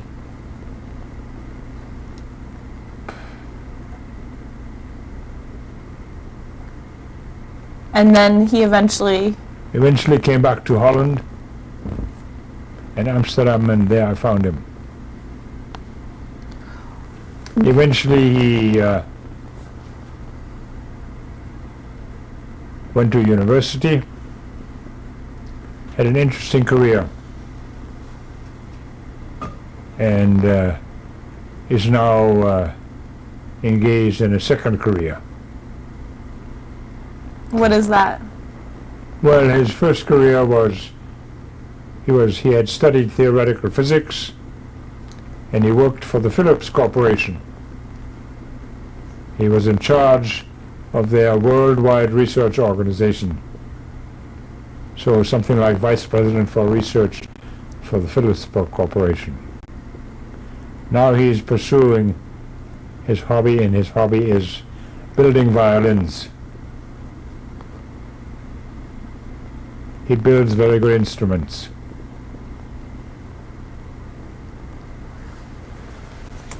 What happened to you after you met up with Hayo again? I went back to my division. I was ultimately discharged from the army, shipped back to California where I'd been recruited, made a courtesy visit to my aunt, ultimately went back east to join my girlfriend, and decided I want to study something. By mistake, I was accepted into graduate school and started then on PhD program. Became a professor type. Can you tell me a bit about your studies? Since I had learned Russian, I followed the line of least resistance and thought I'd be a rare bird within academia by getting a PhD in Slavic languages and literature. Had your experiences in the war influenced you in that regard? I doubt it. No. But my experiences in Orange County before the war had influenced me. Orange County is one of the most reactionary counties in the United States. Original home of the John Birch Society. And that had pushed me to the left of center politically. And so my interest in politics had been aroused. In Slavic languages and literature, I had some lousy professors, and I decided I was not really interested in getting a PhD in that field. So I went to the political science department, government department called at that university, and they accepted me as a PhD candidate. What can you tell me about your career? My career has been checkered. I got a PhD in political science. I became a specialist in Soviet politics, wrote my dissertation, or wrote some books on Marxist ideology and on Lenin. The book on Lenin has been reissued as a classic in Soviet studies. So I joined the Russian Research Center at Harvard University, which was where we did pioneer work charting unknown territory, namely Soviet politics and Soviet society. And that was fun and was interesting. How was your work affected by the political climate in the U.S.? Not much. The Russian Research Center was financed and sponsored by the U.S. government, or by elements of the U.S. government, but they did not ask us to falsify information. They did not ask us to produce ideology rather than scholarship.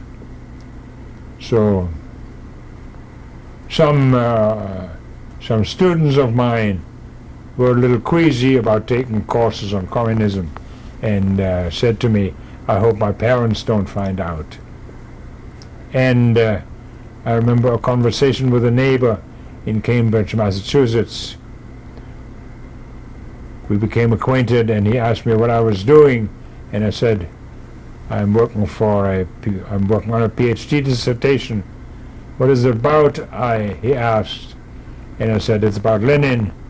So he looked at me with a fishy eye and said, well, I guess I disagree with you 100%. That was Cold War ideology in the United States. And there were all sorts of people who felt like that. You said that you were a professor and had published some books. Yes. Where did you end up teaching? I taught a course or two at Harvard when I was still a graduate student there.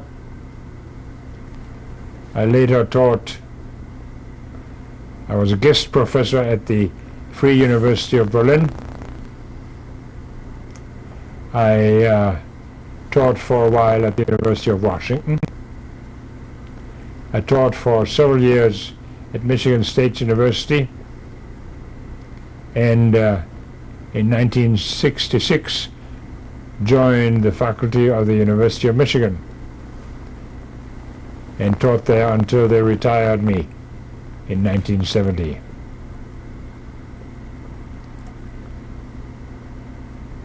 Do you have any incident that stands out in your mind from your teaching? Yes, all sorts of incidents, but what stands out is really the rebellious students of the 1960s, many of whom were my friends. That movement was strong here in Ann Arbor at the University of Michigan. What do you remember about that? Their enthusiasm and their foolishness and the earnestness. I'm very ambivalent about that student rebellion. And I write in my memoirs, I write about it with a certain amount of nostalgia because they were nice young people. Do you remember any incident in particular? Read the chapter and you'll find a very funny incident. Would you like to say a bit about that on the tape? It's too long. It's too long. Tell me about what was going on in your personal life as you were My becoming personal a life, professor. well, in 1949 our son was born. In 1950 our daughter. Okay, I'm going to ask you to back up a minute. You had mentioned a girlfriend, but I don't know much beyond that. Well, in 1943 I was a soldier studying Russian at Harvard University. Once walking past the big library of Harvard University, I saw a lady's bike stacked there or racked in a rack, a bicycle rack. Now I recognized the bike as having been manufactured in Bielefeld, a familiar brand. So I wondered what lady came with that bike. And one day while I was sitting on the steps of the library, I saw a pretty girl, there's a photo, pushing the bike. So I went up to her and asked her in German where she got it. And thus, after that, I asked her out for a date, and she became my wife. So when people ask me how I met my wife, I can always say I picked her up in Harvard Yard. And what is her name? Her name is Eva. So you said when were you married? In January of 1946, if I'm not mistaken. And then you mentioned having 2 children. Yes, Stefan and Vera. 1949 and 1950. And what can you tell me about your family About those kids, and your wife? well,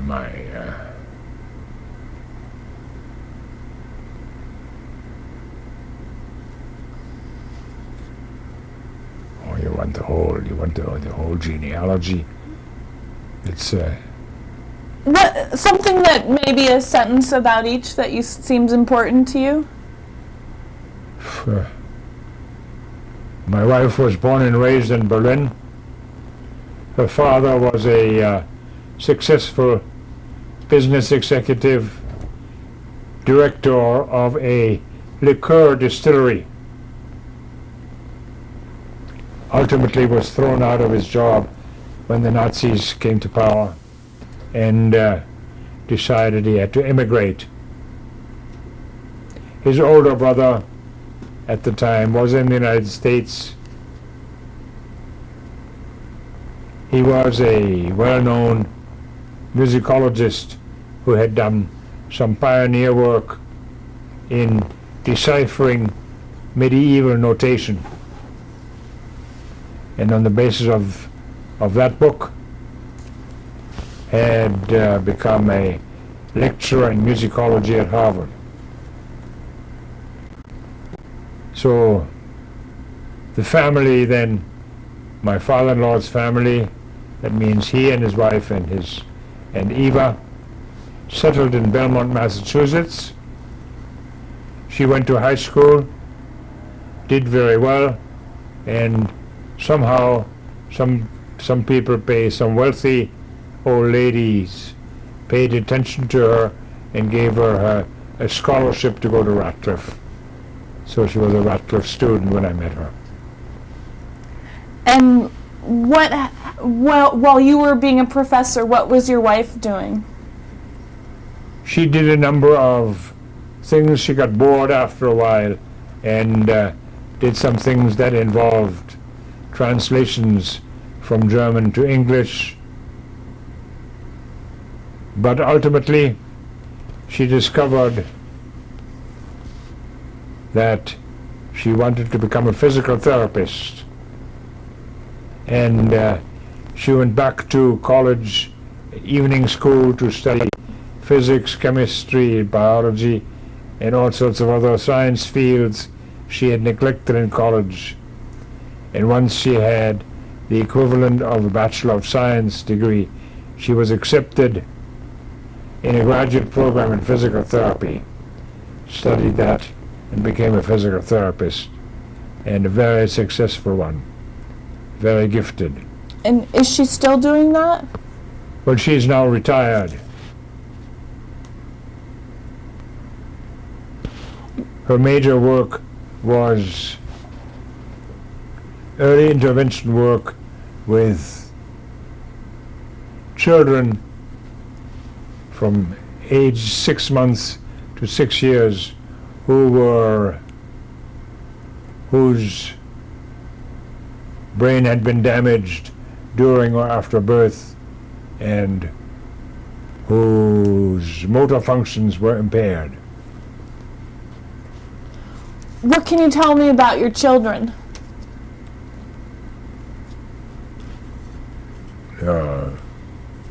Our son recently got himself a PhD in comparative literature with special emphasis on the contemporary Arabic novel. He has spent a good deal in the Near East. He speaks and reads and writes Arabic, and he's now looking for a teaching job. But it's tough because there's very little demand for people with his skill. Our daughter is a very independent spirit who dropped out of college after a year or two, became a hippie, and lived in some hippie communes in faraway places like rural Arkansas or rural Nova Scotia. Ultimately went back into the middle class and drifted and was terribly unhappy, but found a job with a computer firm.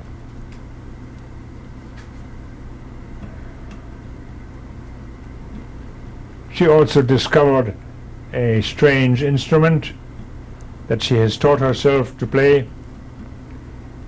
It is an instrument that was invented in the 1760s by Benjamin Franklin, and it's caused the glass harmonica. She has played glass harmonica many places in the United States, Japan, Germany, France, Hungary, Israel, and I don't know where else. So your children seem to have your interest in language and travel. Well, they are, both of them speak several languages, yes. My son and daughter speak German quite well, and Stephen writes very well in English, and of course he knows Arabic. Do you find that you talk about the war? Have I talked about the war? Yeah. Do you find yourself thinking about it or talking about it?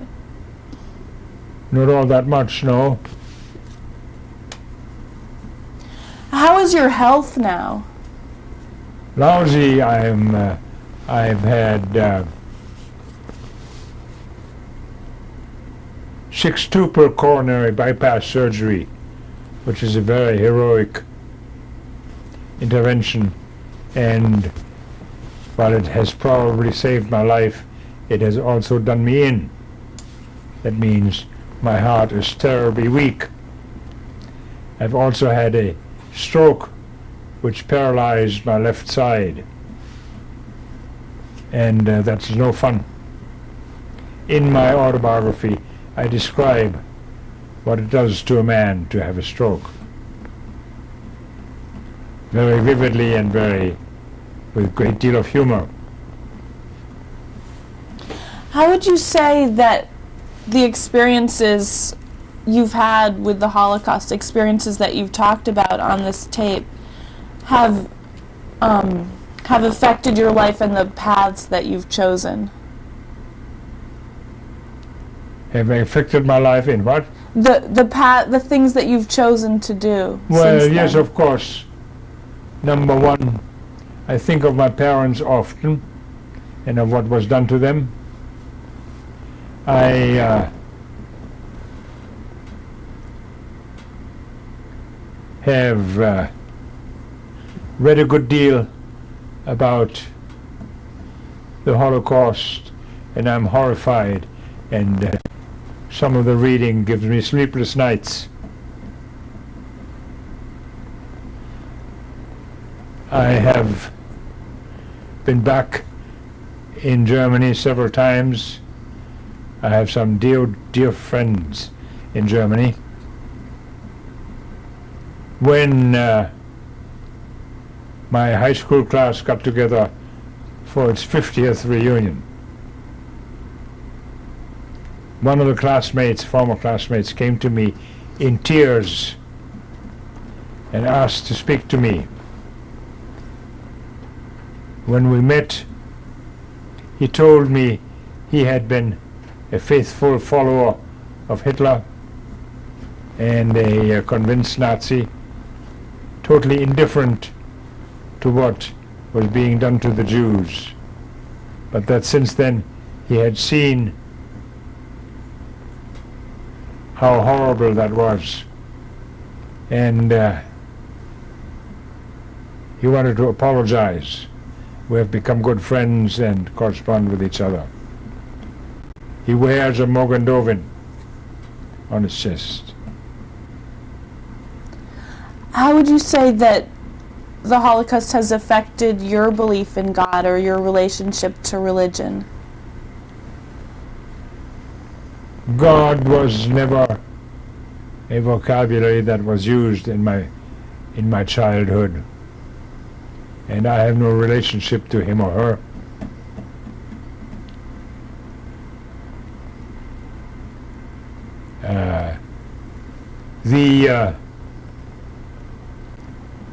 The Jewish conception of God is of a character with whom Jews have a special relationship, the covenant, the blood covenant incurred between God and Abraham.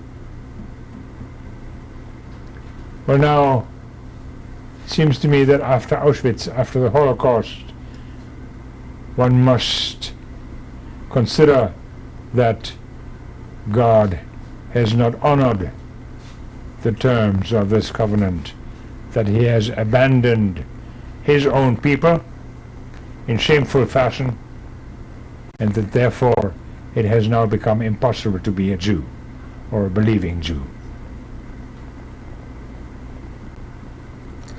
How would you say the Holocaust has affected your politics? I don't think it has. Politically, I have, ever since coming to the United States, I've considered myself to be left of center. That means I have compassion with all underdogs.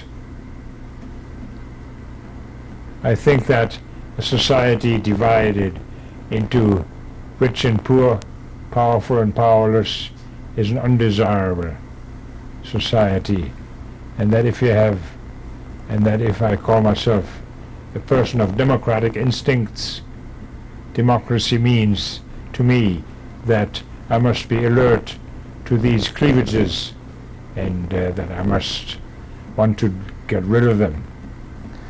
Okay, we're going to stop the tape.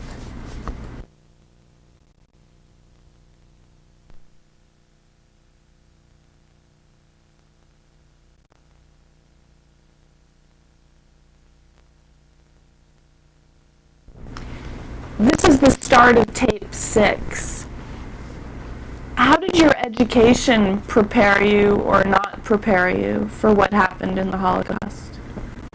I don't think it prepared me at all, except that my upbringing involved a keen awareness that as a Jew in Germany, I was an outcast and that I had no future there.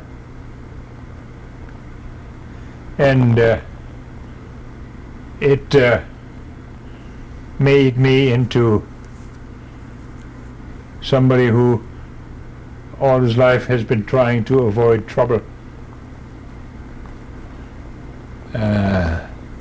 So the upbringing we got as Jews in Germany was really some sort of systematic cowardness.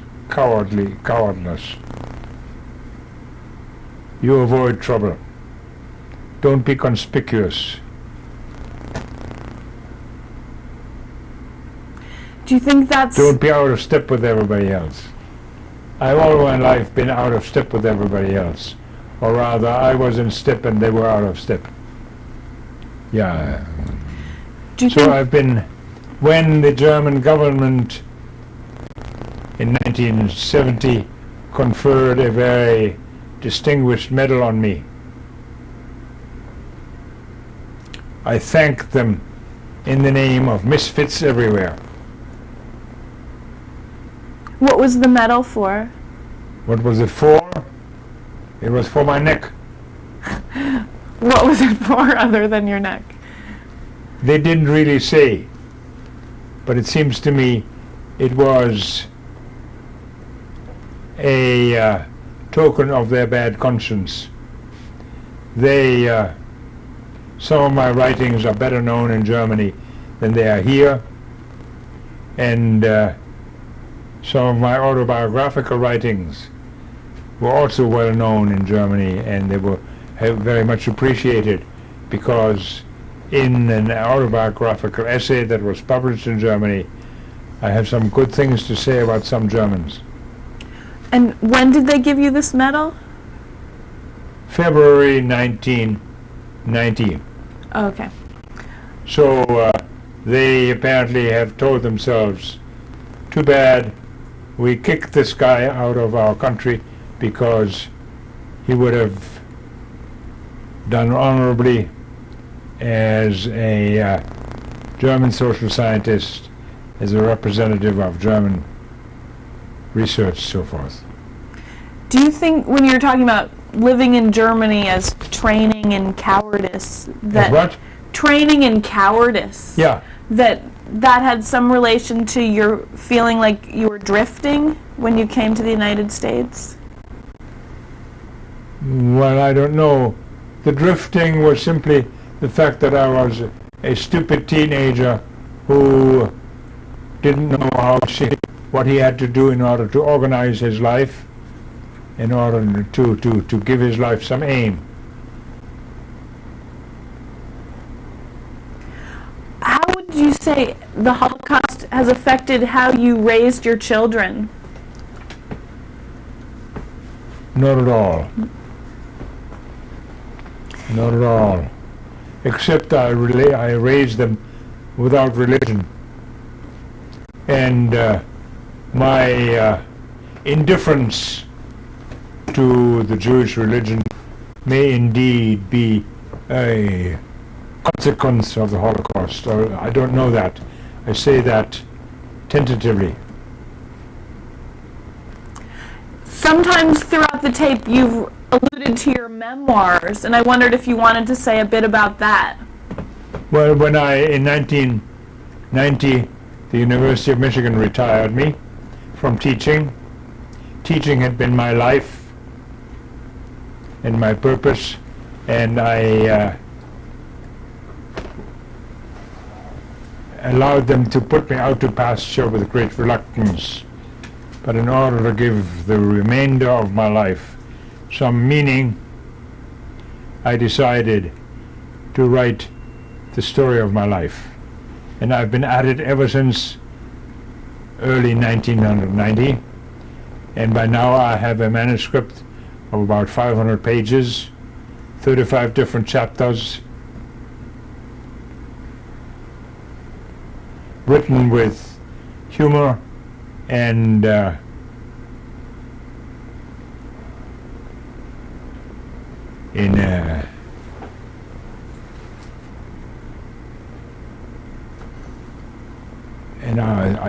think also with a certain amount of skill.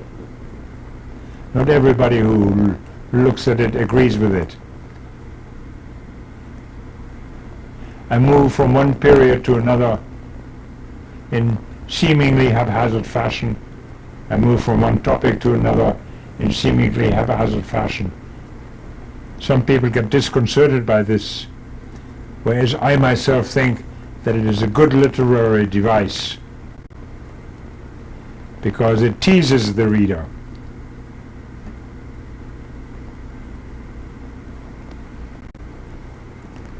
So, before I die, I'd like to see it published.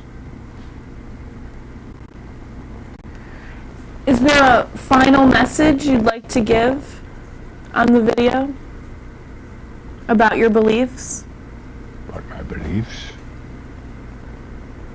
Oh, I don't know. I think the final message would use some obscene vocabulary.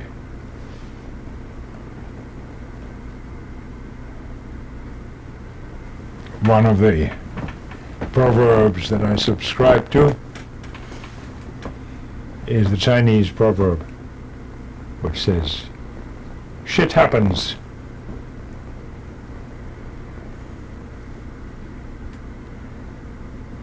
But that's not a very acceptable final message.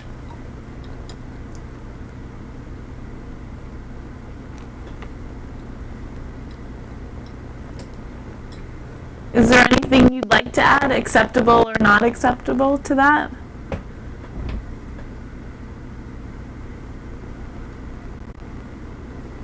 No.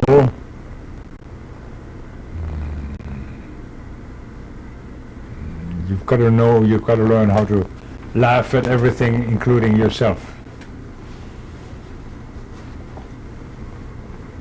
And is there anything else you'd like to add? Can't think of anything. Okay, thank you very much. Who is in this picture and when was it taken? That's my mother, Therese Melchior, Sister Therese, as she was then called. It was taken in East Prussia in 1915. She was then an army nurse, a German army nurse, serving in World War I. Thank you. Of my father. Oh, wait. I'm sorry. Yeah, okay. That's a picture of my father with his 3 sons. I am on the left. My older brother is closer to my father, and my father is holding my baby brother, who was just born in August of 1924. So this must have been taken in the fall of 1924. Who is in this photo? Okay, my parents were friends with a couple who owned a knitwear factory, and this is a publicity and advertising photo made for this knitwear factory. On the left is myself, in the middle my youngest baby brother, on the right my older brother, and it says there in German, "We wear only Mercury knitwear." Tell me about this photo. And when it was After taken. the Nazis came to power, all Jews had to dismiss their non-Jewish servants, and my parents therefore had to dismiss. Tell me about this picture and when it was taken. Picture was taken in 1933. Once Hitler was in power, all Jewish families had to get rid of their non-Jewish maids, and when that happened to us, we boys did all sorts of household chores, and here I am sometime in the summer or fall of 1933 mopping the kitchen floor. My mother made a whole album of photos entitled The Meyer Family in the Third Reich. This is a picture of my parents. Must have been taken sometime around 1938, 39, thereabouts.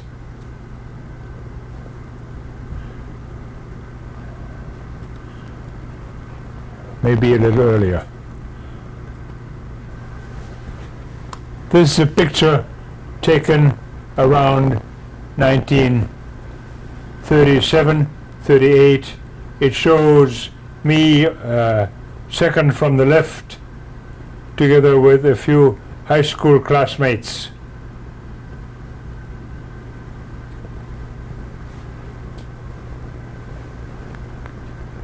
In 1940, I was working as an unskilled laborer in a farm implement factory in Santa Ana, California, and here I am in a white polo shirt together with some of my fellow workers and the foreman. And which one is you? Which one is me? I think the slender guy in the white polo shirt. In the middle? In the middle. Yeah. This is me as a private in the U.S. Army. Very proud of my uniform. The picture must have been taken sometime shortly before Pearl Harbor, so in the summer or fall of 1941.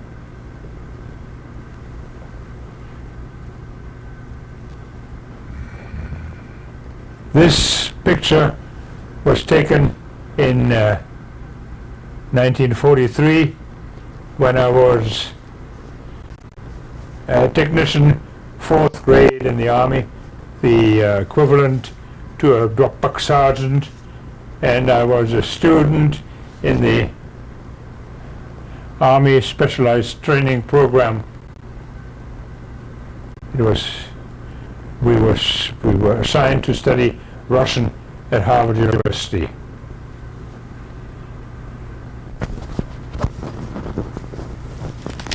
That's how with crew cut and mustache and all, that's how I looked in 1943 when I first met my wife.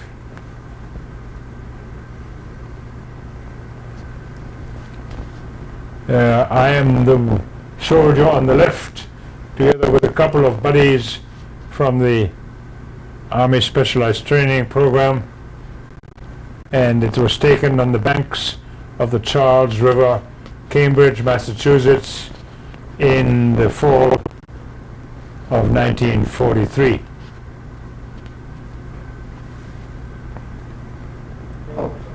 Shall I start?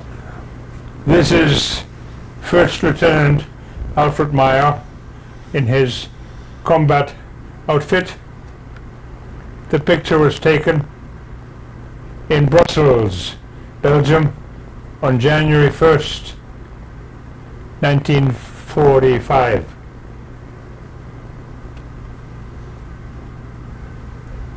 This is the way my future wife looked as a college junior around 1942 or 43.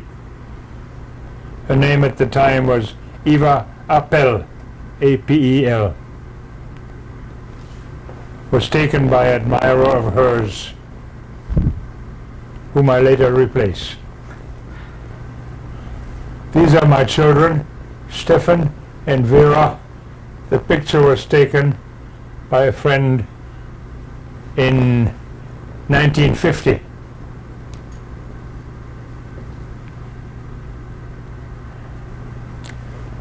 I'm the one in the middle with a Russian hat, and I'm surrounded by a number of students of mine. This was taken in the mid-50s at Michigan State University. the three Meyer brothers, myself on the left, Harjo in the middle, Rolf in the right. This was taken in the Netherlands sometime in the late 1940s when we had some sort of family reunion.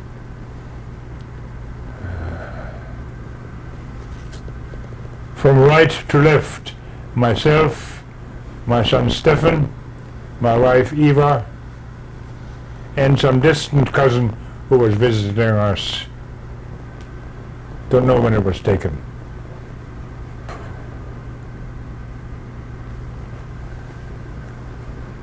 Family reunion, London, around 1970. My brothers and their wives are in the picture. So is an uncle of mine. And I believe that that is my Bolivian cousin Luis, but I'm not sure about it, or when it was taken.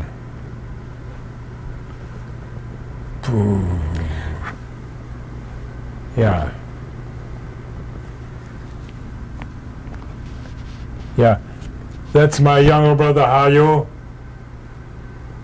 The picture must have been taken at his home in the Netherlands sometime in the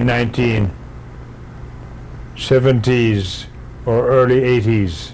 So it's not your cousin? No, it's not my cousin. No, no, no.